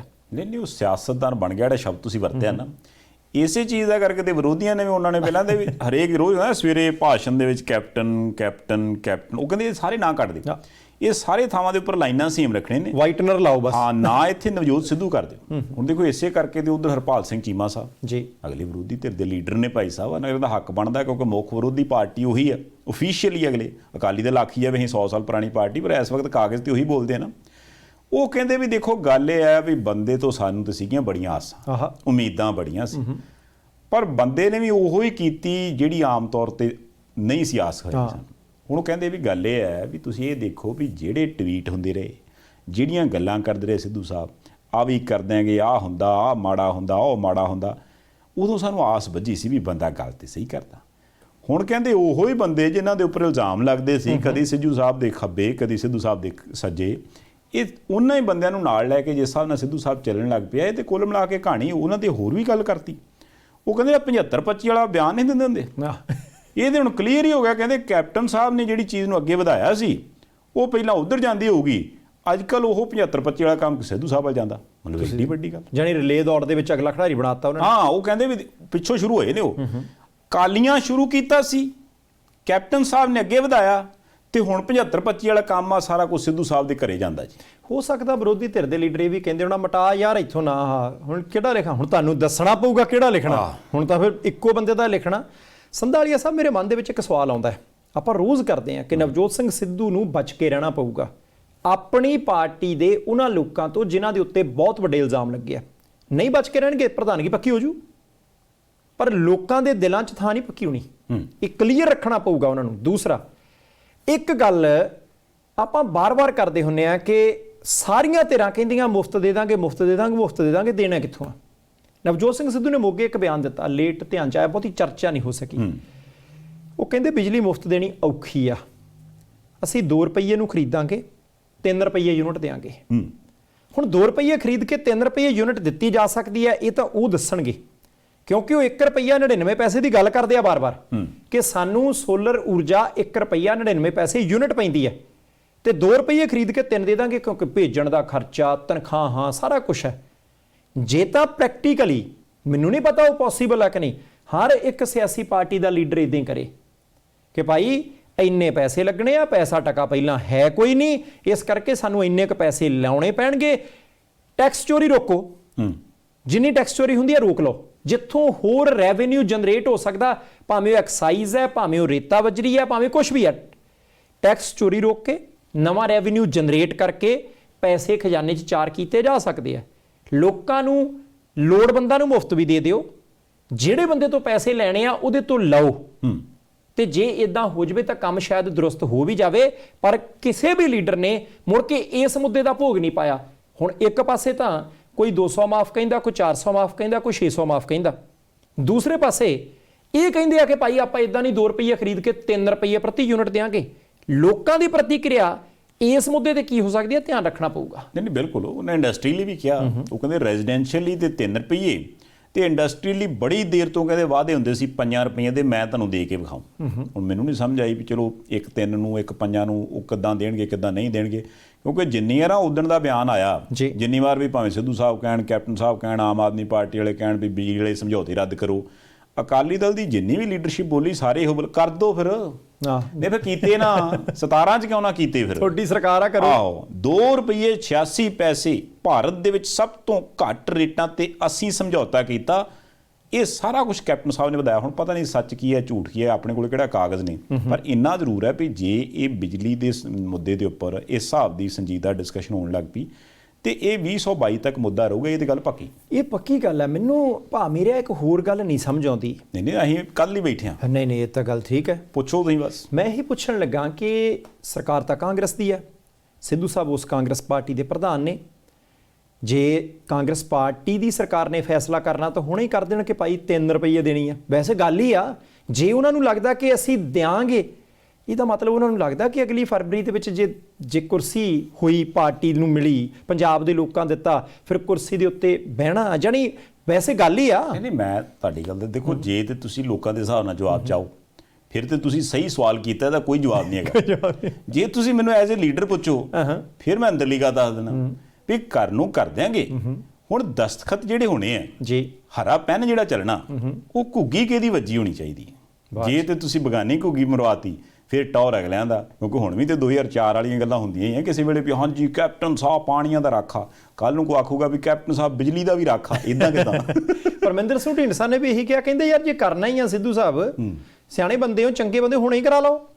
ਅਗਲੀ ਸਰਕਾਰ ਵੀ ਤਾਂ ਕਾਂਗਰਸ ਦੀ ਜੇ ਤੁਹਾਨੂੰ ਲੱਗਦਾ ਆਉਣੀ ਆ ਤਾਂ ਫਿਰ ਤੁਸੀਂ ਹੁਣੇ ਹੀ ਕਰ ਦਿਓ। ਜੇ 4-5 ਮਹੀਨੇ ਹੈਗੇ ਆ, ਮੁੜ ਕੇ ਵੀ ਤਾਂ ਉਹੀ ਪੰਜਾਬ ਆ, ਉਹੀ ਕਾਨੂੰਨ ਆ, ਉਹੀ ਸੰਵਿਧਾਨ ਆ, ਉਹੀ ਲੋਕ ਨੇ, ਉਹੀ ਕਰਜ਼ਾ ਹੈ, ਉਹੀ ਦਿੱਕਤਾਂ। ਫਿਰ ਕਿਹੜਾ ਕੋਈ ਨਵਾਂ ਪੰਜਾਬ ਬਣ ਜਾਣਾ? ਸਿਰਫ ਲੋਕਾਂ ਨੇ ਵੋਟਾਂ ਪਾਉਣੀਆਂ, ਕਿਸੇ ਦੀ ਜਿੱਤ ਹਾਰ ਹੋਣੀ ਆ। ਤੁਸੀਂ ਇੰਪਲੀਮੈਂਟ ਜੇ ਕਰਨਾ ਚਾਹੁੰਦੇ ਆ ਤਾਂ ਹੁਣੇ ਹੀ ਕਰੋ। ਬਾਬੇ ਬਕਾਲੇ ਦਾ ਚੇਤਾ ਨਾ ਭੁੱਲੇ। ਨਹੀਂ ਬਾਬੇ ਬਕਾਲੇ ਦੀ ਗੱਲ ਕਰਦੇ, ਪਰ ਜਦੋਂ ਅਸੀਂ ਪਰਮਿੰਦਰ ਢੀਂਡਸਾ ਹੋਰਾਂ ਦੀ ਗੱਲ ਛੇੜੀ ਤੇ ਉਹਨਾਂ ਦੀ ਗੱਲ ਕਰ ਲਈਏ। ਹੁਣ ਮੇਰੇ ਖਿਆਲ ਨਾਲ ਜੇ ਸਭ ਤੋਂ ਪਹਿਲਾਂ ਪੰਜਾਬ ਦੀ ਰਾਜਨੀਤੀ 'ਚ ਕਿਸੇ ਪੋਲੀਟੀਕਲ ਪਾਰਟੀ ਦੇ ਸਮਝੌਤੇ ਦਾ ਰੌਲਾ ਪੈਂਦਾ ਸੀ, ਉਦੋਂ ਅਜੇ ਪੋਲੀਟੀਕਲ ਪਾਰਟੀ ਵੀ ਨਹੀਂ ਬਣੀ, ਪਹਿਲਾਂ ਹੀ ਪੈ ਗਿਆ ਸੀ, ਬੰਦਿਆਂ ਦਾ ਹੀ ਰੌਲਾ ਪੈ ਗਿਆ ਸੀ ਵੀ ਬੰਦੇ ਸਮਝੌਤਾ ਕਰਨਗੇ, ਬਈ ਇਹਨਾਂ ਦਾ ਹੋਊਗਾ ਗੱਠਜੋੜ, ਇਹ ਬਣ ਜਾਣਾ ਵੱਖਰਾ ਅਕਾਲੀ ਦਲ। ਉਦੋਂ ਬਾਅਦ ਚਲੋ ਅਕਾਲੀ ਦਲ ਵੀ ਬਣ ਗਿਆ, ਫਿਰ ਇੱਕ ਹੋਰ ਅਕਾਲੀ ਦਲ ਬਣ ਗਿਆ, ਫਿਰ 2 ਅਕਾਲੀ ਦਲ ਬਣ ਗਏ, ਫਿਰ ਦੋਵਾਂ ਦੇ ਅਕਾਲੀ ਦਲ ਦੇ ਗੱਠਜੋੜ ਦਾ ਰੌਲਾ ਪੈ ਗਿਆ। ਬਈ ਇਹਨਾਂ ਦੋਵਾਂ ਨੇ ਹੁਣ ਗੱਠਜੋੜ ਕਰ ਲੈਣਾ, ਪਾਰਟੀ ਦਾ ਨਾਂ ਆਪਾਂ ਨਹੀਂ ਲੈਂਦੇ, ਸਮਝਣ ਵਾਲੇ ਸਮਝ ਗਏ ਹੈ ਨਾ। ਫਿਰ ਉਦੋਂ ਬਾਅਦ ਰੌਲਾ ਨਹੀਂ ਇਦਾਂ ਕਿਦਾਂ, ਦੋਵਾਂ ਨਾਲ ਨਹੀਂ ਗੱਲ ਬਣਦੀ, ਇੱਕ ਕਰੋ ਜੀ, ਕਰ ਲੈਨੇ ਚਲੋ। ਫਿਰ ਉਦੋਂ ਬਾਅਦ ਦੋਵਾਂ ਅਕਾਲੀ ਦਲਾਂ ਦਾ ਇੱਕ ਅਕਾਲੀ ਦਲ ਹੋ ਗਿਆ, ਨਾ ਹੋ ਗਿਆ ਸੰਯੁਕਤ। ਹੁਣ ਫਿਰ ਰੌਲਾ ਪੈ ਗਿਆ ਬਈ ਲੈ ਬਈ ਸਭ ਤੋਂ ਪਹਿਲਾਂ ਗੱਠਜੋੜ ਹੋਇਆ ਤੇ ਇਹਨਾਂ ਦਾ ਹੋਣਾ, ਉਹ ਗੱਠਜੋੜ ਅਜੇ ਤੱਕ ਨਹੀਂ ਹੋਇਆ। ਉਦੋਂ ਬਾਅਦ ਅਕਾਲੀ ਦਲ ਦੂਸਰਾ ਬਾਦਲ ਸਾਹਿਬ ਕਰ ਗਏ। ਪਰ ਸਵਾਲ ਇਹ ਆ ਵੀ ਹੁਣ ਜਾ ਕੇ ਉਹਨਾਂ ਨੇ ਬਿਆਨ ਦਿੱਤਾ, ਉਹ ਕਹਿੰਦੇ ਨਾ ਗੱਠਜੋੜ ਤੇ ਕਰਨਾ ਹੀ ਨਹੀਂ ਨਾ ਕਿਸੇ ਦੇ ਨਾਲ, ਇਕੱਲੇ ਰਵਾਂਗੇ, ਪੰਜਾਬ ਦੇ ਮਸਲੇ ਤੁਹਾਨੂੰ ਹੱਲ ਕਰਕੇ ਵਿਖਾਵਾਂਗੇ। ਹੁਣ ਮੈਨੂੰ ਇਹ ਨਹੀਂ ਸਮਝ ਆਈ ਵੀ ਇੰਨੇ ਚਿਰ ਦਾ ਜਿਸ ਪੋਲੀਟੀਕਲ ਪਾਰਟੀ ਦਾ ਸਭ ਤੋਂ ਪਹਿਲਾਂ ਰੌਲਾ ਪੈਂਦਾ ਵੀ ਗੱਠਜੋੜ ਕਰਨਗੇ, ਉਹ ਬਿਆਨ ਹੀ ਦੇ ਗਏ ਯਾਰ, ਕਹਿੰਦੇ ਵੀ ਗੱਠਜੋੜ ਨਹੀਂ ਕਰਨਾ। ਮੈਨੂੰ ਲੱਗਦਾ ਇਹ ਸਾਰੇ ਮਸਲੇ ਦੇ ਵਿੱਚ ਨਾ ਬ੍ਰਹਮਪੁਰਾ ਸਾਹਿਬ ਉਹ ਠੀਕ ਰਹਿ ਗਏ। ਉਹਨਾਂ ਨੇ ਪਹਿਲਾਂ ਪਾਰਟੀ ਬਣਾਈ, ਸਾਰੇ ਜਣੇ ਪੁੱਛਦੇ ਬ੍ਰਹਮਪੁਰਾ ਸਾਹਿਬ ਦੀ ਪਾਰਟੀ ਦਾ ਕੀ ਬਣੂ, ਬ੍ਰਹਮਪੁਰਾ ਸਾਹਿਬ ਦੀ ਪਾਰਟੀ ਦਾ ਕੀ ਬਣੂ, ਕੀ ਢਾਹ ਲਾਉਣ ਦੇ ਵਿੱਚ ਕਾਮਯਾਬ ਹੋਊਗੀ ਅਕਾਲੀ ਦਲ ਬਾਦਲ ਨੂੰ, ਕੀ ਉਹਨਾਂ ਨੂੰ ਇਹ ਹਰਾ ਸਕਣਗੇ। ਉਹਨਾਂ ਨੇ ਦੇਖਿਆ ਪਹਿਲਾਂ ਉਹ ਥੋੜ੍ਹਾ ਜਿਹਾ ਅੜੇ, ਫਿਰ ਉਹਨਾਂ ਨੇ ਸਮਝੌਤਾ ਕਰ ਲਿਆ। ਹੁਣ ਕੋਈ ਇਹ ਤਾਂ ਨਹੀਂ ਕਹਿੰਦਾ ਬ੍ਰਹਮਪੁਰਾ ਸਾਹਿਬ ਦੀ ਪਾਰਟੀ ਦਾ ਕੀ ਬਣੂ, ਉਹਨਾਂ ਨੇ ਢੀਂਡਸਾ ਸਾਹਿਬ ਅੱਗੇ ਕਰਤੇ, ਉਹ ਕਹਿੰਦੇ ਕਰ ਲਓ ਹੈ ਨਾ, ਢੀਂਡਸਾ ਸਾਹਿਬ ਦੀ ਪਾਰਟੀ ਦਾ ਕੀ ਬਣੂ। ਮੈਨੂੰ ਇੱਥੇ ਗੱਲ ਹੋਰ ਲੱਗਦੀ ਹੈ, ਇੱਕ ਇੱਕ ਕਰਕੇ ਕਿਰੇ ਨੇ ਬੰਦੇ। ਢੀਂਡਸਾ ਸਾਹਿਬ ਨੂੰ ਉਦੋਂ ਆਸ ਬੜੀ ਸੀ ਕਿ ਅਕਾਲੀ ਭਾਜਪਾ ਗੱਠਜੋੜ ਟੁੱਟ ਜੂਗਾ, ਕਿਸੇ ਦੇ ਨਾਲ ਵੀ ਗੱਠਜੋੜ ਹੋ ਸਕਦਾ। ਉਦੋਂ ਖੇਤੀ ਕਾਨੂੰਨ ਹੈ ਨਹੀਂ ਸੀ, ਖੇਤੀ ਕਾਨੂੰਨ ਆ ਗਿਆ, ਭਾਜਪਾ ਕਰ ਗਈ, ਉਹਦੇ ਨਾਲ ਤਾਂ ਇਸ ਲਈ ਸਿਆਸੀ ਤੌਰ ਤੇ ਜੱਫੀ ਪਾਉਣ ਦਾ ਮਤਲਬ ਹੈ ਕਿ ਉਹ ਸਿਆਸੀ ਜੀਵਨ ਦੀ ਆਖਰੀ ਜੱਫੀ ਹੋ ਸਕਦੀ ਹੈ। ਨਹੀਂ, ਉਹ ਤੇ ਇਹ ਹੋਇਆ ਨਾ ਵੀ ਅਗਲੇ ਨੂੰ ਕਰੰਟ ਲੱਗਾ ਤੇ ਤੁਸੀਂ ਖੁਦ ਬਾਹੋਂ ਫੜ ਕੇ ਮੈਂ ਤੈਨੂੰ ਖਿੱਚਦਾ ਕਰੰਟ ਤੋਂ। ਦੂਸਰਾ, ਉਹਦੇ ਤੋਂ ਬਾਅਦ ਬਸਪਾ ਨਾਲ ਬਹੁਤ ਉਮੀਦਾਂ ਸੀ, ਬਸਪਾ ਵਾਲੇ ਅਕਾਲੀ ਦਲ ਦੇ ਨਾਲ ਚਲੇ ਗਏ। ਫਿਰ ਸੁਖਪਾਲ ਸਿੰਘ ਖਹਿਰਾ ਹੋਰਾਂ ਦੀ ਧਿਰ ਸੀ, ਇਹ ਕਹਿੰਦੇ ਵੀ ਹੁੰਦੇ ਸੀ ਅਸੀਂ ਸਾਰੇ ਇਕੱਠੇ ਹੋਵਾਂਗੇ, ਖਹਿਰਾ ਸਾਹਿਬ ਚੁੱਪ ਕਰਕੇ ਕੈਪਟਨ ਸਾਹਿਬ ਦੇ ਨਾਲ ਤੁਰ ਪਏ। ਉਹਦੇ ਤੋਂ ਬਾਅਦ ਜਿਹੜੀ ਰਹਿੰਦੀ ਖੁੰਦੀ ਆਸ ਸੀ ਉਹ ਆਮ ਆਦਮੀ ਪਾਰਟੀ ਨਾਲ, ਚਲੋ ਰਲਦੇ ਆ ਯਾਰ, ਨਾ ਤੁਹਾਡੇ ਨਾਲ ਕੋਈ ਆ ਨਾ ਸਾਡੇ ਨਾਲ। ਅਗਲੇ ਕਹਿੰਦੇ ਇੱਧਰ ਹੀ ਆ ਜਾਓ, ਤੁਸੀਂ ਐਂ ਕਰੋ ਬਿਸਤਰਾ ਇੱਥੇ ਚੱਕ ਲਿਓ। ਹਾਂ, ਕਹਿੰਦੇ ਗੱਡੀ ਭੇਜ ਦਿੰਨੇ 5 ਸਵਾਰੀਆਂ ਵਾਲੀ, ਡਰਾਈਵਰ ਵੀ ਆਖੋ ਤੁਸੀਂ ਆਪਣਾ ਲੈ ਆਓ ਤੇ ਆ ਜਾਓ ਬਸ। ਉਹ ਕਹਿੰਦੇ ਇਦਾਂ ਕਿਦਾਂ, ਸਾਡੀ ਪਾਰਟੀ ਇਸ ਸੁੱਖ ਨਾਲ। ਪਰ ਚਲੋ ਜੋ ਵੀ ਹੈ, ਇੱਕ ਗੱਲ ਤੇ ਪੱਕੀ ਆ ਵੀ ਸਿਆਸੀ ਸਮੀਕਰਨ ਜਿਸ ਹਿਸਾਬ ਨਾਲ ਇੱਧਰੋਂ ਉੱਧਰ ਹੋਏ, ਉਹ ਸਾਰੇ ਕੁਝ ਦੇ ਨਾਲ ਮਾਹੌਲ ਚੱਲ ਤੇ ਇਹ ਬਣ ਗਿਆ ਵੀ ਭਾਈ ਸਾਹਿਬ ਕੋਈ ਸਮਝ ਨਹੀਂ ਲੱਗ ਰਹੀ ਵੀ ਕਿਹਦਾ ਕੀ ਬਣੂਗਾ, ਕਿਹਦਾ ਕੀ ਨਹੀਂ ਬਣੂਗਾ। ਤੇ ਇਹ ਸਾਰੀ ਦੌੜ ਦੇ ਵਿੱਚ ਆਪਾਂ ਰੱਖੜ ਪੁੰਨਿਆ ਦਾ ਗੇੜਾ ਮਾਰ ਕੇ 올림픽 ਮੁੱਖ ਮੰਤਰੀ ਦੀ ਗੱਲ ਵੀ ਕਰਨੀ ਗਈ, ਮੁੱਖ ਮੰਤਰੀ ਦੀ ਵੀ ਕਰ ਲਾਂਗੇ। ਮੁੱਖ ਮੰਤਰੀ ਤਾਂ ਆਪਾਂ ਬਣਾਉਂਦੇ ਰਹਿਣਾ, ਪਹਿਲਾਂ 올림픽 ਵੱਲ ਚੱਲਣਾ, ਫਿਰ ਯੂਪੀ ਚੱਲਣਾ ਜੀ ਕਰਦਾ। ਦੇਖੋ ਕੰਮ ਬਹੁਤ ਜ਼ਿਆਦਾ ਹੈ, ਟਿਕਟਾਂ ਹੀ ਯੂਪੀ ਦੀਆਂ ਵੀ ਕਟਾਈ ਫਿਰਦੇ ਆ। ਚਲੋ ਰੱਖੜ ਪੁੰਨਿਆ ਦੀ ਗੱਲ ਕਰ ਲਈਏ, ਮਹੀਨੇ ਹਿੱਸੇ ਦੇ ਵਿੱਚ ਹੀ ਜਦੋਂ ਆਪਾਂ ਗੱਲ ਕਰਦੇ ਹਾਂ ਰੱਖੜੀ ਦੇ ਤਿਉਹਾਰ ਦੀ, ਤੇ ਉਹਦੇ ਨਾਲ ਹੀ ਰੱਖੜ ਪੁੰਨਿਆ ਦਾ ਬਹੁਤ ਵੱਡਾ ਮੇਲਾ ਲੱਗਦਾ, ਉਹ ਵੀ ਅੰਮ੍ਰਿਤਸਰ ਜ਼ਿਲ੍ਹੇ ਦੇ ਵਿੱਚ ਹੀ ਆ, ਬਾਬੇ ਬਕਾਲੇ ਦੀ ਧਰਤੀ ਤੇ ਹਨ। ਹੁਣ ਉਸ ਜਗ੍ਹਾ ਦੇ ਉੱਪਰ ਸਿਆਸੀ ਕਾਨਫਰੰਸਾਂ ਵੀ ਹੁੰਦੀਆਂ, ਪਹਿਲਾਂ ਹੁਣ ਉਹ ਹਟ ਗਈਆਂ ਸੀ, ਨਾ ਕਰੋ, ਫਿਰ ਕਰੋਨੇ ਵੇਲੇ ਰੌਲਾ ਪੈ ਗਿਆ। ਹੁਣ ਗੱਲ ਇਹ ਆ ਵੀ ਐਤਕੀ ਭਾਵੇਂ ਕਰੋਨਾ ਹੋਵੇ, ਐਤਕੀ ਭਾਵੇਂ ਧਾਰਮਿਕ ਗੱਲਬਾਤ ਹੋਵੇ, ਪਰ ਰੱਖੜ ਪੁੰਨਿਆ ਦੇ ਮੇਲੇ ਦੇ ਉੱਪਰ ਸੰਗਤਾਂ ਜ਼ਰੂਰ ਆਉਣਗੀਆਂ ਤੇ ਸੰਗਤਾਂ ਨੂੰ ਇਹ ਚਾਅ ਆਉਣਾ ਵੀ ਕਿਹਦੀ ਸਟੇਜ ਤੇ ਜਾ ਕੇ ਗੱਲ ਸੁਣੀਏ ਵੀਰ ਜੀ। ਵਾਹ ਜੀ, ਸੰਧਾਲੀਆ ਸਾਹਿਬ, ਪਿਛਲੀ ਵਾਰੀ ਜਦੋਂ ਇਹ ਸਟੇਜਾਂ ਲੱਗਣੀਆਂ ਸੀ ਤਾਂ ਉਦੋਂ ਕੋਵਿਡ ਆ ਚੁੱਕਾ ਸੀ, ਤਾਂ ਐਨ ਆਖਰੀ ਮੌਕੇ ਦੇ ਉੱਤੇ ਜਾ ਕੇ ਮੁਲਤਵੀ ਕਰਤੀਆਂ ਕਿ ਨਹੀਂ ਭਾਈ, ਰੱਦ ਕੀਤੀਆਂ, ਨਹੀਂ ਕਰ ਸਕਦੇ ਇਕੱਠ। ਚਲੋ ਕੋਈ ਗੱਲ ਨਹੀਂ, ਉਹ ਇੱਕ ਤਰ੍ਹਾਂ ਦਾ ਸ਼ਕਤੀ ਪ੍ਰਦਰਸ਼ਨ ਹੁੰਦਾ ਰੱਖੜ ਪੁੰਨਿਆ ਦੇ ਮੇਲੇ ਤੇ ਸਿਆਸੀ ਪਾਰਟੀਆਂ ਦਾ। ਕਿੱਥੇ ਇਕੱਠ ਜ਼ਿਆਦਾ, ਪੱਤਰਕਾਰਾਂ ਨੇ ਵੀ ਡਾਇਰੀ ਫੜੀ ਆ, ਪੈਨ ਫੜਿਆ, ਉਹਨਾਂ ਦੇ ਕਿੱਦਾਂ, ਉੱਥੇ ਇੰਨੇ ਕੁ ਬੰਦੇ ਬੈਠੇ, ਇੰਨਾ ਕੁ ਪੰਡਾਲ ਹੈ, ਕੁਰਸੀਆਂ ਲੱਗੀਆਂ ਤਾਂ ਇੰਨੇ ਬਹਿ ਸਕਦੇ ਆ, ਫਲਾਨਿਆਂ ਦੇ ਚਲੀਏ ਉੱਥੇ ਥੱਲੇ ਬੈਠੇ ਆ ਲੋਕ, ਜ਼ਿਆਦਾ ਐਡਜਸਟ ਹੋ ਗਏ ਆ। ਫਿਰ ਇਹ ਵੀ ਦੇਖਣਾ ਹੁੰਦਾ ਕਲਾਕਾਰ ਪਹਿਲਾਂ ਕੀ ਨਹੀਂ ਲਾਏ, ਕਿੰਨੇ ਕਲਾਕਾਰ ਲਾਏ, ਕਿੰਨੇ ਢਾਡੀ ਲਾਏ, ਹਾਂ, ਕਿਹਦੇ ਭਾਸ਼ਣ ਤੋਂ ਪਹਿਲਾਂ ਕਿੰਨੇ ਬੰਦੇ ਉੱਠ ਕੇ ਚਲੇ ਗਏ, ਕਲਾਕਾਰ ਦੇ ਨਾਲ ਹੀ ਵੱਜੇ ਬੈਠੇ ਸੀ। ਲੋਕ ਤਾਂ ਕਈ ਵਾਰੀ ਗਰਮੀ ਹੁੰਦੀ ਆ, ਮੇਲਾ ਦੇਖ ਕੇ ਲੰਗਰ ਪ੍ਰਸ਼ਾਦਾ ਛਕ ਕੇ ਕਹਿੰਦੇ ਯਾਰ ਉੱਥੇ ਪੱਖੇ ਲੱਗੇ ਆ, ਘੜੀ ਆਰਾਮ ਕਰ ਲਈਏ। ਇਦਾਂ ਵੀ ਕਹਿ ਦਿੰਦੇ ਆ ਟਰਾਲੀ ਇਕੱਠੇ ਹੋ ਕੇ ਚੱਲਾਂਗੇ, ਉਹ ਫਲਾਨਿਆਂ ਦੀ ਕਾਨਫਰੰਸ ਦੇ ਕੋਲੇ ਆ ਜਾਓ, ਟਰਾਲੀ ਉੱਥੋਂ ਲੱਗ ਗਏ ਆ। ਇਹਨਾਂ ਨੂੰ ਲੱਗਦਾ ਹੁੰਦਾ ਸਾਡੀਆਂ ਵੋਟਾਂ ਨਹੀਂ, ਉਹਦੇ ਤੁਰ ਲੱਗੇ ਇਦਾਂ ਕਰ, ਫਿਰ ਫਲਾਨਾ ਹੈ ਇੱਥੋਂ ਲੈ ਲਾ 20 ਦੀਆਂ ਜਲੇਬੀਆਂ, ਉੱਥੇ ਨਾਲੇ ਪੱਖੇ ਲਾ ਕੇ ਬਹਿ ਕੇ ਖਾ ਲਾਂਗੇ, ਨਾਲੇ ਸੁਣ ਲਾਂਗੇ, ਜੇ ਗੱਲ ਪੱਲੇ ਪੈ ਗਈ ਨਹੀਂ ਤੇ ਫਿਰ ਟਰਾਲੀ ਆਈ, ਫਿਰ ਪਿੰਡ ਨੂੰ ਜਾਵਾਂਗੇ ਟਾਈਮ ਨਾਲ। ਨਾਲੇ ਇਧਰਲੇ ਪਾਸੇ ਲੰਗਰ ਵਾਲੀ ਜਲੇਬੀ ਹੁੰਦੀ ਆ, ਉਹਦੇ ਪਾਸੇ ਅਸੀਂ ਆ ਕਰਦੇ, ਪਤਾ ਸਾਨੂੰ ਕੀ ਕਰਨਾ ਹੀ, ਪਹਿਲੇ ਆ ਇਦਾਂ ਬੋਲ, ਖਾ ਯਾਰ ਜਲੇਬੀ ਖਾ, ਤੂੰ ਖਾਂਦਾ ਨਹੀਂ, ਉਧਰ ਹੀ ਸੁਣੀ ਜਾਂਦਾ, ਕੰਨ ਨਾ ਸੁਣਨਾ, ਤੂੰ ਦੇਖਣਾ ਥੋੜੀ ਆ। ਕਈ ਗੱਲਾਂ ਚੱਲਦੀਆਂ ਹੁੰਦੀਆਂ। ਐਤਕੀ ਸੰਧਾਲੀਆ ਸਾਹਿਬ, ਮੈਨੂੰ ਇੱਕ ਗੱਲ ਦਾ ਖਦਸ਼ਾ ਹੈ। ਥੋੜੇ ਮਹੀਨੇ ਪਹਿਲਾਂ ਕੈਪਟਨ ਸਾਹਿਬ ਦੀ ਸਰਕਾਰ ਨੇ ਸਿਆਸੀ ਇਕੱਠਾਂ ਤੇ ਪਾਬੰਦੀ ਲਾਈ ਸੀ। ਇੱਕ ਨਾ ਮੇਰੇ ਹੁਣੇ ਦਿਮਾਗ 'ਚ, ਮੈਂ ਮਾਫੀ ਚਾਹੁੰਦਾ, ਕੀਤਾ ਨਾ ਕੁਦਰਤੀ ਮੇਲੇ ਦੇ ਵੇਖੇ ਆਪਾਂ, ਕਈਆਂ ਵੇਖੇ ਹੋਣੇ ਆਪਣੇ ਪਰਿਵਾਰ ਦੇ ਮੈਂਬਰਾਂ, ਜਦੋਂ ਇਹ ਤਾਂ ਮੇਲੇ 'ਚ ਬਿਠਾ ਕੇ ਜਲੇਬੀਆਂ ਖਵਾਈਆਂ, ਅਖਬਾਰ ਤੇ ਰਖਾ ਕੇ, ਕਈਆਂ ਦਿਮਾਗ ਆਈਆਂ। ਮੈਂ ਸੋਚਦਾ ਹੀ, ਮੰਨ ਲਓ ਜਲੇਬੀਆਂ ਰੱਖੀਆਂ ਨਾ ਤੁਸੀਂ ਤੇ ਮੈਂ ਬੈਠੇ ਆ, ਸਾਹਮਣੇ ਸਟੇਜ ਲੱਗੀ, ਆਪਾਂ ਸੁਣਨਾ, ਮੈਂ ਤਾਂ ਬੈਠਾ ਹੀ ਆ, ਤੁਸੀਂ ਤਾਂ ਖਾਣੇ ਆ, ਇੱਕ ਜਲੇਬੀ ਫੜੀ ਚਲੋ ਲੱਗਵਾ ਨਾ। ਹੁਣ ਮੰਨ ਲਓ ਉਧਰੋਂ ਲੀਡਰ ਕੋਈ ਵੀ ਬੋਲ ਰਿਹਾ ਹੈ ਨਾ, ਉਹਨਾਂ ਦੇ ਲਾਗੋਂ ਬੰਦੇ ਸੁਣਦੇ ਹੋਣ ਵੀ ਹਾਂਜੀ ਭਾਈ ਸਾਹਿਬ ਬੰਦੇ ਬੈਠੇ ਆ, ਤੇ ਉੱਥੇ ਬੰਦਾ ਜਲੇਬੀ ਖਾਂਦਾ ਨਾਲੇ ਆਖੀ ਜਾਵੇ ਇਹ ਕਹਿੰਦਾ ਯਾਰ ਇਹਨੇ ਬੜਾ ਤੰਗ ਕੀਤਾ ਜੀ, ਹੈ ਨਾ। ਹੁਣ ਉਹ ਸੁਣਨ ਵਾਲੇ ਨਾ ਵੀ ਖਨੀ ਸਾਡੇ ਲੀਡਰ ਨੂੰ ਆਖੀ ਜਾਂਦਾ, ਪਰ ਚੱਕਰੇ ਵੀ ਉਦੋਂ ਮੱਖੀਆਂ ਹੁੰਦੀਆਂ, ਉਹਨੇ ਤੇ ਮੱਖੀ ਨੂੰ ਕਹਿਣਾ ਯਾਰ ਇੱਕ ਤਾਂ ਇਹਨੇ ਬੜਾ ਤੰਗ ਕੀਤਾ ਜੀ, ਹੈ ਨਾ। ਤੇ ਅਗਲਾ ਕਿਤੇ ਧੌਣੇ ਫੜ ਲਵੇ ਯਾਰ ਆ ਸਾਡੇ ਲੀਡਰ ਬਾਰੇ ਤੂੰ ਇਹ ਵੀ ਖਿਆਲ ਰੱਖਣਾ ਵੀ ਜਲੇਬੀਆਂ ਖਾਂਦਿਆਂ ਇਹ ਜ਼ਰੂਰ ਕਹਿਣਾ ਵੀ ਮੱਖੀ ਨੇ ਬੜਾ ਤੰਗ ਕੀਤਾ, ਇਹ ਨਹੀਂ ਕਹਿਣਾ ਵੀ ਇਹਨੇ ਬੜਾ ਤੰਗ ਕੀਤਾ। ਜਿਹੜੇ ਬੰਦੇ ਕਿਰਾਏ ਤੇ ਲਿਆਂਦੇ ਹੁੰਦੇ ਨੇ ਤੁਸੀਂ ਪੱਕੇ ਬਹਿਣਾ ਹੀ, ਉਹਨਾਂ ਨੂੰ ਝੰਡੇ ਫੜਾਏ ਹੁੰਦੇ, ਕਹਿ ਰਹੇ ਉਹ ਵੀ ਜਲੇਬੀ ਖਾ ਕੇ ਝੰਡੇ ਦੇ ਨਾਲ ਹੀ। ਹੁਣ ਸੰਧਾਲੀਆ ਸਾਹਿਬ, ਐਤਕੀ ਕਿਉਂਕਿ ਪੰਜਾਬ ਦੀ ਵਿਧਾਨ ਸਭਾ ਚੋਣ ਤੋਂ ਪਹਿਲਾਂ ਆਖਰੀ ਰੱਖੜ ਪੁੰਨਿਆ ਦਾ ਮੇਲਾ ਹੈਗਾ ਵੀ ਮਾਝੇ 'ਚ, ਹਮੇਸ਼ਾ ਹੀ ਮਾਝੇ 'ਚ ਹੁੰਦਾ। ਆਹੋ, ਤੇ ਉਹ ਬਾਬਾ ਬਕਾਲਾ ਉੱਥੇ। ਹੁਣ ਮੈਂ ਮਾਝੇ ਦੀ ਗੱਲ ਕਿਉਂ ਕੀਤੀ, ਕਾਂਗਰਸ ਪਾਰਟੀ ਦੇ ਪ੍ਰਧਾਨ ਮਾਝੇ ਤੋਂ ਸਿਆਸਤ ਕਰਦੇ ਆ, ਸੁਖਜਿੰਦਰ ਸਿੰਘ ਰੰਧਾਵਾ ਤੇ ਤ੍ਰਿਪਤ ਰਜਿੰਦਰ ਸਿੰਘ ਬਾਜਵਾ ਵੀ ਮਾਝੇ ਤੋਂ ਨੇ। ਉਧਰ ਬਿਕਰਮ ਸਿੰਘ ਮਜੀਠੀਆ ਸਿੱਧੂ ਸਾਹਿਬ ਦੇ ਦੁਆਲੇ ਹੋਏ ਰਹਿੰਦੇ, ਉਹ ਵੀ ਮਾਝੇ ਤੋਂ ਨੇ। ਜਾਣੀ ਇੱਕ ਤੋਂ ਬਾਅਦ ਇੱਕ ਸਾਰੀ ਸਰਗਰਮੀ ਮਾਝੇ 'ਚ ਤਬਦੀਲ ਹੋਈ ਆ। ਹੁਣ ਕੈਪਟਨ ਅਮਰਿੰਦਰ ਸਿੰਘ ਹੋਰਾਂ ਦੀ ਵੀ ਆਉਣ ਦੀ ਆਸ ਹੈ, ਤੇ ਨਵਜੋਤ ਸਿੰਘ ਸਿੱਧੂ ਹੋਰਾਂ ਦੇ ਵੀ ਸਟੇਜ ਦੇ ਉੱਤੇ ਕਾਂਗਰਸ 'ਚ ਕੀ ਹੋਊਗਾ, ਕਿਹੜਾ ਬੰਦਾ ਕੈਪਟਨ ਸਾਹਿਬ ਨੂੰ ਹੱਥ ਮਿਲਾ ਕੇ ਜਾਊ, ਕਿਹੜਾ ਸਿੱਧੂ ਸਾਹਿਬ ਨੂੰ ਮਿਲਾ ਕੇ ਜਾਊ, ਇੱਕ ਇਹਦਾ ਬੜਾ ਰੌਲਾ ਰਹਿਣਾ। ਦੂਜੇ ਪਾਸੇ ਸੁਖਬੀਰ ਸਿੰਘ ਬਾਦਲ ਤੇ ਬੀਬੀ ਬਾਦਲ ਹੋਰੀ ਆਉਣਗੇ, ਤੇ ਆਸ ਇਹ ਵੀ ਹੈ ਹੋ ਸਕਦਾ ਹੈ ਕਿ ਉਹ 2-4 ਛੋਟੀਆਂ ਪਾਰਟੀਆਂ ਦੇ ਹੋਰਨਾਂ ਸੂਬਿਆਂ ਤੋਂ ਲੀਡਰ ਸੱਦਣ ਕਿ ਭਾਈ ਆਓ ਅਸੀਂ ਦਿਖਾਈਏ। ਬੀਬੀ ਮਾਇਆਵਤੀ ਦੀ ਵੀ ਆਸ ਵੱਜ ਸਕਦੀ ਹੈ ਕਿ ਭਾਈ ਤੁਸੀਂ ਹੋਰ ਨਹੀਂ ਕੁਛ ਤਾਂ ਆਪਣੇ 1-2 ਬੰਦੇ ਭੇਜੋ ਉੱਥੋਂ ਯੂਪੀ ਤੋਂ। ਤੀਸਰੇ ਪਾਸੇ ਆਮ ਆਦਮੀ ਪਾਰਟੀ ਵੱਲੋਂ ਪੂਰੀ ਆਸ ਹੈ ਕਿ ਅਰਵਿੰਦ ਕੇਜਰੀਵਾਲ ਆਉਣਗੇ, ਕਿਉਂਕਿ ਕੋਡ ਆਫ ਕੰਡਕਟ ਨਹੀਂ ਲੱਗਾ। ਭਾਰਤੀ ਜਨਤਾ ਪਾਰਟੀ ਮੈਨੂੰ ਨਹੀਂ ਲੱਗਦਾ ਇਕੱਠ ਕਰੂਗੀ। ਹੁਣ ਜਦੋਂ ਕੋਡ ਆਫ ਕੰਡਕਟ ਨਹੀਂ ਲੱਗਾ, ਅਕਾਲੀ ਦਲ ਸੰਯੁਕਤ ਵਾਲੇ ਕੀ ਕਰਨਗੇ? ਕੀ ਉਹ ਉੱਥੇ ਆਉਣਗੇ? ਕੀ ਇਕੱਠ ਕਰਨਗੇ? ਕਿਉਂਕਿ ਉਹਦੇ ਵਿੱਚੋਂ ਗਿਣਤੀਆਂ ਹੁੰਦੀਆਂ। ਇਹਦੇ ਤੋਂ ਵੀ ਇੰਪੋਰਟੈਂਟ ਗੱਲ ਜਿਹੜੀ ਹੋਣੀ ਹੈ ਕਿ ਉੱਥੇ ਐਲਾਨ ਕਿਹੜੇ ਹੋਣਗੇ, ਕਿਉਂਕਿ ਕੋਈ ਵੀ ਬੰਦਾ ਕੋਈ ਵੀ ਐਲਾਨ ਕਰ ਸਕਦਾ। ਉੱਥੇ ਇਲੈਕਸ਼ਨ ਕਮਿਸ਼ਨ ਨੇ ਆਣ ਕੇ ਕੁਝ ਵੀ ਨਹੀਂ ਕਹਿਣਾ। ਇੱਕੋ ਦਿਨ ਇੱਕੋ ਥਾਂ ਤੇ 4 ਵੱਡੀਆਂ ਸਟੇਜਾਂ ਜੇ ਹੋਣਗੀਆਂ, ਪਰ ਭਾਸ਼ਣ ਸੁਣਨ ਵਾਲੇ ਹੋਣੇ ਆ ਭਰਾ ਮੇਰਿਆ। ਨਹੀਂ ਪੂਰੇ ਇਹ ਤਾਂ ਆਪਾਂ ਉਹੀ ਉਡੀਕਦੇ ਸੀ ਨਾ। ਕੇਜਰੀਵਾਲ ਸਾਹਿਬ ਨੇ ਕਿਹਾ ਮੈਂ ਟੀਮ ਲਾਈ, ਇਹ ਤੁਸੀਂ ਦੇਖਿਓ, ਮੈਂ ਅਗਲੀ ਗੱਲ ਉਹੀ ਕਰਨੀ ਹੈ। ਉਹ ਮੈਨੂੰ ਇਹ ਵੀ ਜਾਪਦਾ ਵੀ ਜਿਹੜਾ ਇੰਨੇ ਦਿਨਾਂ ਦਾ ਗੈਪ ਪੈ ਗਿਆ, ਹੁਣ ਉਹ ਮੇਲਾ ਹੀ ਡੀਕਦੇ ਵੀ ਨਾਲੇ ਜਲੇਬੀਆਂ ਖਾ ਜਾਾਂਗੇ ਤੇ ਨਾਲੇ ਕੋਈ ਇੱਕ ਅੱਧਾ ਸ਼ੋਸ਼ਾ ਹੋਰ ਛੱਡ ਜਾਾਂਗੇ। ਕਈ ਵਾਰੀ ਹੁੰਦਾ ਨਾ, ਕਹਿੰਦੇ ਲੇਖਾ ਜੋਖਾ ਹੁੰਦਾ ਜੀ। ਉੱਥੇ ਇੱਕ ਵਾਰੀ ਚੁਟਕਲਾ ਆਇਆ ਸੀ ਕਿ ਧਰਮਰਾਜ ਨੇ ਉੱਥੇ ਘੰਟੀ ਲਾਈ ਸੀ, ਜੇ ਕੋਈ ਬੰਦਾ ਝੂਠ ਬੋਲਦਾ ਸੀ ਤਾਂ ਟਨ ਵੱਜਦੀ, ਉਹ ਕਦੀ ਵੱਜਦੀ ਸੀ ਟਨ, ਉਹ ਲਗਾਤਾਰ ਟਨ ਹੁਣ ਕਹਿੰਦੇ ਕੀ ਹੋਇਆ? ਕਹਿੰਦੇ ਕੋਈ ਲੀਡਰ ਭਾਸ਼ਣ ਦਿੰਦਾ ਹੋਣਾ। ਮੈਂ ਇਹ ਸੋਚਦਾ ਸੀ ਜੇ ਸੱਚੀ ਇਦਾਂ ਦੀ ਕੋਈ ਘੰਟੀ ਲੱਗੀ ਹੋਈ ਉੱਥੇ ਤਾਂ ਫਿਰ ਉਹ ਵੱਡਾ ਢੋਲ ਵੱਜਣ ਲੱਗ ਪੈਣਾ ਉੱਥੇ ਡਨ ਡਨ ਡਨ। ਨਹੀਂ ਢੋਲ ਨਹੀਂ ਵੱਜਣਾ। ਉਹ ਦਿਨ ਉਹ ਸਵੇਰੇ ਤਾਰ ਲਾ ਦਿੰਦੇ ਘੰਟੀ ਦੀ। ਉਹ ਕਹਿੰਦੇ ਅੱਜ ਮੇਲਾ, ਉੱਥੇ 5-4 ਕਾਨਫਰੰਸਾਂ ਇਕੱਠੀਆਂ ਹੋਣੀਆਂ ਕਰਕੇ ਤਾਰ ਲਾ ਦੇ, ਪਤਾ ਲੱਗ ਘੰਟੀ ਸਾੜ ਵੀ ਕਿਤੇ। ਹੋ ਇਹ ਵੀ ਸਕਦਾ ਉੱਥੇ ਕੋਈ ਕਹੇ ਆ ਯਾਰ ਲਗਾਤਾਰ ਹੀ ਵੱਜੀ ਜਾਂਦਾ, ਪਾਰਲੀਮੈਂਟ ਚੱਲਦੀ। ਉਹ ਕਹਿੰਦੇ ਪਾਰਲੀਮੈਂਟ ਨਹੀਂ, ਅੱਜ ਕਾਨਫਰੰਸਾਂ। ਅੱਛਾ ਯੂਪੀ ਚੱਲੀਏ, ਉੱਧਰ ਬੰਦਾ ਸਾਈਕਲ ਤੇ ਚੜਿਆ ਫਿਰਦਾ, ਤੁਸੀਂ ਉਹਦੀ ਗੱਲ ਨਹੀਂ ਕਰਦੇ ਯਾਰ। ਨਹੀਂ ਗੱਲ ਕਿਉਂ ਨਹੀਂ ਕਰਨੀ? ਦੇਖੋ ਮੁਲਾਇਮ ਸਿੰਘ ਯਾਦਵ ਹੋਰੀ ਸਵੇਰੇ ਉੱਠਦੇ ਆ, ਦਹੀਂ ਖਿਲਾਉਂਦੇ ਆ ਅਖਿਲੇਸ਼ ਯਾਦਵ ਨੂੰ, ਪੁੱਤ ਇੱਕ ਵਾਰੀ ਮੁੱਖ ਮੰਤਰੀ ਬਣਿਆ, ਐਤਕੀ ਵੀ ਬਣ ਕੇ ਆਉਣਾ, ਜਾ ਮੇਰਾ ਸ਼ੇਰ ਪੁੱਤ, ਕੋਈ ਗੱਲ ਨਹੀਂ, ਰਾਤ ਨੂੰ ਆਣ ਕੇ ਪਿੰਨੀਆਂ ਪੁੰਨੀਆਂ ਘੁੱਟ ਦਿਆਂਗੇ ਤੇਰੀਆਂ। ਕਿਉਂਕਿ ਸਾਈਕਲ ਯਾਤਰਾ ਸਮਾਜਵਾਦੀ ਪਾਰਟੀ ਨੇ ਸ਼ੁਰੂ ਕਰਤੀ। ਸੰਧਾਲੀਆ ਸਾਹਿਬ, ਯੂਪੀ ਜ਼ਿਆਦਾ ਹੀ ਮਹੱਤਵਪੂਰਨ ਹੈ ਪੰਜਾਬ ਤੋਂ ਵੀ, ਕਿਉਂਕਿ ਇਸੇ ਕਰਕੇ ਕਿਸਾਨ ਜਥੇਬੰਦੀਆਂ ਕਹਿੰਦੀਆਂ ਨਾ ਕਿ ਅਸੀਂ ਉਧਰਲੇ ਪਾਸੇ ਵੱਧ ਧਿਆਨ ਦੇਣਾ ਹੈ। ਹੁਣ ਸਮਾਜਵਾਦੀ ਪਾਰਟੀ ਚਾਹੁੰਦੀ ਕੀ ਹੈ ਕਿ ਅਸੀਂ ਇਕੱਠੇ ਹੋ ਜਾਈਏ। ਲਾਲੂ ਪ੍ਰਸਾਦ ਯਾਦਵ ਨੂੰ ਬਿਹਾਰ ਚੋਂ ਸੱਦਿਆ, ਹੁਣੇ ਆਏ ਆ ਨਾ ਉੱਥੋਂ ਜੇਲ੍ਹ ਦੇ ਵਿੱਚੋਂ। ਯਾਦਵ ਵੋਟ ਬੈਂਕ ਦਾ ਬਹੁਤ ਵੱਡਾ ਲੈਣਾ ਦੇਣਾ, ਉਹਨਾਂ ਨੂੰ ਸੱਦਿਆ, ਇਕੱਠੇ ਹੋਏ ਤੇ ਉੱਥੇ ਮੁਲਾਇਮ ਸਿੰਘ ਯਾਦਵ, ਲਾਲੂ ਪ੍ਰਸਾਦ ਯਾਦਵ ਤੇ ਅਖਿਲੇਸ਼ ਯਾਦਵ ਇੱਕ ਸਾਂਝਾ ਬਿਆਨ ਦਿੰਦੇ ਆ ਕਿ ਭਾਈ ਜੇ ਤਾਂ ਭਾਜਪਾ ਨੂੰ ਹਰਾਉਣਾ ਹੀ, ਫਿਰ ਤੁਸੀਂ ਐਂ ਕਰੋ, ਅਸੀਂ ਕਾਂਗਰਸ ਨੂੰ ਵੀ ਸੱਦਾ ਦਿੰਨੇ ਆ, ਅਸੀਂ ਬਹੁਜਨ ਸਮਾਜ ਪਾਰਟੀ ਨੂੰ ਵੀ ਸੱਦਾ ਦਿੰਨੇ ਕਿ ਆਪਾਂ ਇਕੱਠੇ ਹੋ ਜਾਈਏ।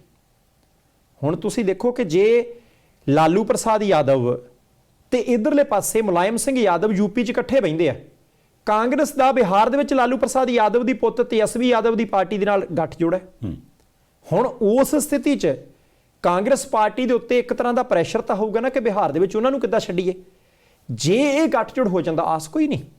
ਬੀਬੀ ਮਾਇਆਵਤੀ ਨੇ ਕਿਹਾ ਕਿ ਇਹ ਸਭ ਚਲਿੱਤਰ ਕਰਦੇ ਆ ਸਮਾਜਵਾਦੀ ਪਾਰਟੀ ਵਾਲੇ, ਇਹਨਾਂ ਨੇ ਪਹਿਲਾਂ ਆਹ ਕੀਤਾ, ਹੁਣ ਸਾਈਕਲ ਦੇ ਉੱਤੇ ਚੜੇ ਫਿਰਦੇ, ਇਦਾਂ ਨਹੀਂ।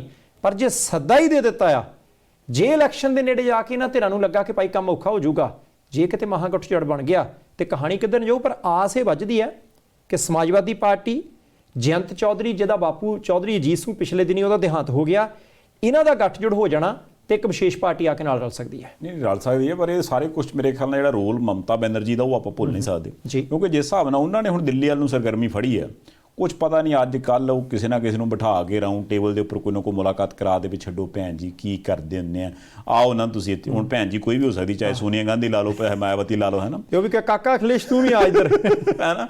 ਹੁਣ ਹੋ ਸਕਦਾ ਵੀ ਮਤਲਬ ਪਹਿਲਾਂ ਭੂਆ ਭਤੀਜਾ ਹੁੰਦੇ ਸੀ ਸਮਾਜਵਾਦੀ ਪਾਰਟੀ ਵਾਲੇ ਤੇ ਬਸਪਾ ਵਾਲੀ ਭੂਆ ਉਹਨਾਂ ਦੀ, ਹੋ ਸਕਦਾ ਵੀ ਐਤਕੀ ਜਿਹੜੇ ਉਹ ਭੂਆ ਭਤੀਜਾ ਆਪਸ 'ਚ ਲੜੇ ਫਿਰਦੇ, ਉਹਨਾਂ ਨੂੰ ਵਿੱਚ ਪੈ ਕੇ ਮਾਸੀ ਗੱਲ ਕਰਾ ਦੇ, ਉਹ ਚੱਲ ਛੱਡ ਪੁੱਤ ਕੋਈ ਗੱਲ ਨਹੀਂ, ਕੀ ਫਰਕ ਪੈਂਦਾ। ਜੇ ਇਦਾਂ ਹੋ ਗਿਆ ਤੇ ਹੋ ਸਕਦਾ ਵੀ ਜੋਗੀ ਸਾਹਿਬ ਦੀਆਂ ਮੁਸ਼ਕਲਾਂ ਵੱਧ ਜਾਣ, ਪਰ ਜੇ ਨਹੀਂ ਹੁੰਦਾ ਤੇ ਫਿਰ ਠੀਕ ਹੈ, ਫਿਰ ਤੇ ਬੀਜੇਪੀ ਵਾਲਿਆਂ ਨਾਲ ਲੱਗੇ ਰਹੋ ਜਾਣ ਨੂੰ, ਇਹੀ ਤਾਂ ਸਾਨੂੰ ਚਾਹੀਦਾ। ਫਿਰ ਤਾਂ ਇਹੀ ਹੈ, ਪਹਿਲੀ ਬੱਸ ਕਿਹੜੀ ਉਹਨਾਂ ਦੀ, ਦੂਜੀ ਕਿਹੜੀ ਉਹਨਾਂ ਦੀ, ਤੀਜੀ ਹੈ ਤਾਂ ਉਹ ਵੀ ਉਹਨਾਂ ਦੀ, ਫਿਰ ਤਾਂ ਇੱਦਾਂ ਹੀ ਚੱਲਣਾ। ਸੰਧਾਲੀਆ ਸਾਹਿਬ, ਓਲੰਪਿਕ ਨਾ ਰਹਿ ਜਵੇ। ਓਲੰਪਿਕਸ ਤਾਂ ਕਰਨਾ ਬਣਦਾ ਜੀ, ਬਿਲਕੁਲ ਕਰਨਾ ਬਣਦਾ। ਦੇਖੋ ਭਾਰਤੀ ਮੁਟਿਆਰਾਂ ਹਾਕੀ ਦੇ ਵਿੱਚ ਬਹੁਤ ਸ਼ਾਨ ਦੇ ਨਾਲ ਖੇਡੀਆਂ। ਜੇ 1980 ਨੂੰ ਛੱਡ ਦਈਏ ਤਾਂ ਅਸਲ ਅਰਥਾਂ ਦੇ ਵਿੱਚ ਉਹ ਪਹਿਲੀ ਵਾਰੀ ਸੈਮੀਫਾਈਨਲ 'ਚ ਆਈਆਂ। ਪਹਿਲੇ 3 ਮੈਚ ਲੀਗ ਦੇ ਹਾਰ ਕੇ ਵੀ ਜੇ ਉੱਪਰਲੇ ਪਾਸੇ ਗਈਆਂ, ਬਹੁਤ ਇੰਪੋਰਟੈਂਟ। ਤੇ ਉਹਦੇ ਤੋਂ ਵੀ ਵੱਡੀ ਗੱਲ ਕਿ ਆਪਣੇ ਇਸ ਮੁਕਾਬਲੇ ਦੇ ਵਿੱਚ ਤੀਸਰੇ ਚੌਥੇ ਥਾਂ ਦੇ ਲਈ ਜਿਹੜਾ ਬ੍ਰਿਟੇਨ ਦੇ ਨਾਲ ਹੋਇਆ, ਉਹ ਪਹਿਲਾਂ 2 ਗੋਲਾਂ ਦੇ ਨਾਲ ਪਛੜੀਆਂ। ਪਛੜ ਕੇ ਉੱਪਰ ਨੂੰ ਜਾਣਾ ਬਹੁਤ ਔਖਾ ਹੁੰਦਾ। ਫਿਰ ਪੰਜਾਬਣ ਮੁਟਿਆਰ ਜਿਹੜੀ ਹੈ ਗੁਰਜੀਤ ਕੌਰ ਨੇ ਉੱਪਰੋਂ ਥੜੀ 2 ਗੋਲ ਕੀਤੇ, ਬਰਾਬਰ ਹੋ ਗਈਆਂ। ਫਿਰ ਤੀਜਾ ਵੀ 1 ਗੋਲ ਕਰਤਾ ਭਾਰਤੀ ਮੁਟਿਆਰ ਨੇ। ਜਾਣੀ ਤੁਸੀਂ 2 ਗੋਲਾਂ ਦੇ ਨਾਲ ਪਛੜ ਕੇ ਮੁੜ ਕੇ 1 ਗੋਲ ਦਾ ਵਾਧਾ ਲੈ ਲਓ, ਇਹਦਾ ਮਤਲਬ ਹੈ ਕਿ ਉਹਨਾਂ ਦੇ ਵਿੱਚ ਦੁਨੀਆ ਜਿੱਤਣ ਦੀ ਸਮਰੱਥਾ ਹੈਗੀ ਹੈ। ਉਹ ਵੱਖਰੀ ਗੱਲ ਹੈ ਕਿ 4-3 ਦੇ ਨਾਲ ਆਖਰੀ ਫੈਸਲਾ ਜਿਹੜਾ ਉਹ ਬ੍ਰਿਟੇਨ ਦੇ ਪੱਖ 'ਚ ਗਿਆ। ਪਰ ਕੁੱਲ ਮਿਲਾ ਕੇ ਮੈਨੂੰ ਤਾਂ ਇਹ ਲੱਗਦਾ ਕਿ ਜਿੰਨੀ ਕੁ ਸ਼ਲਾਘਾ, ਜਿੰਨਾ ਕੁ ਸ਼ਾਬਾਸ਼ੀ ਭਾਰਤੀ ਮੁੰਡਿਆਂ ਨੂੰ ਕਾਂਸੀ ਦਾ ਮੈਡਲ ਜਿੱਤਣ ਤੇ ਦਿੱਤੀ ਹੈ, ਉਦੋਂ ਭੋਰਾ ਕੁ ਵੱਧ ਇਨਾਮ, ਉਦੋਂ ਭੋਰਾ ਕੁ ਵੱਧ ਸ਼ਾਬਾਸ਼ੀ ਇਹਨਾਂ ਮੁਟਿਆਰਾਂ ਨੂੰ ਮਿਲਣੀ ਚਾਹੀਦੀ ਹੈ, ਕਿਉਂਕਿ ਇਹਨਾਂ ਦੇ ਵਿੱਚੋਂ 80% ਦੀ ਆਰਥਿਕ ਤੌਰ ਤੇ ਕਮਜ਼ੋਰ ਪਰਿਵਾਰਾਂ ਚੋਂ ਨੇ। ਨਹੀਂ ਬਿਲਕੁਲ ਬਣਦੀ ਹੈ। ਵੱਡੀ ਗੱਲ ਤੇ ਇਹ ਹੈ ਨਾ, ਦੇਖੋ ਵੀ ਹੁਣ ਤੱਕ ਇਹੀ ਸੋਚਿਆ ਜਾਂਦਾ ਸੀ ਵੀ ਯਾਰ भारत की क्या गेम है वो जिसे सभी देखते हैं, क्रिकेट। वो क्रिकेट भी उत्थों शुरू होए, पहला कहते 50 ओवर, फिर कहते 20 कर लो, फिर कहते नहीं 10-10 वाली भी गेम चला लो। मैं कहते ये 5-5 ਦੇ ਵੀ ਆਉਣਾ ਹੈ ਨਾ, ਜਿਸ ਹਿਸਾਬ ਨਾਲ ਸ਼ੁਰੂ ਹੋ ਗਏ ਕੰਮ।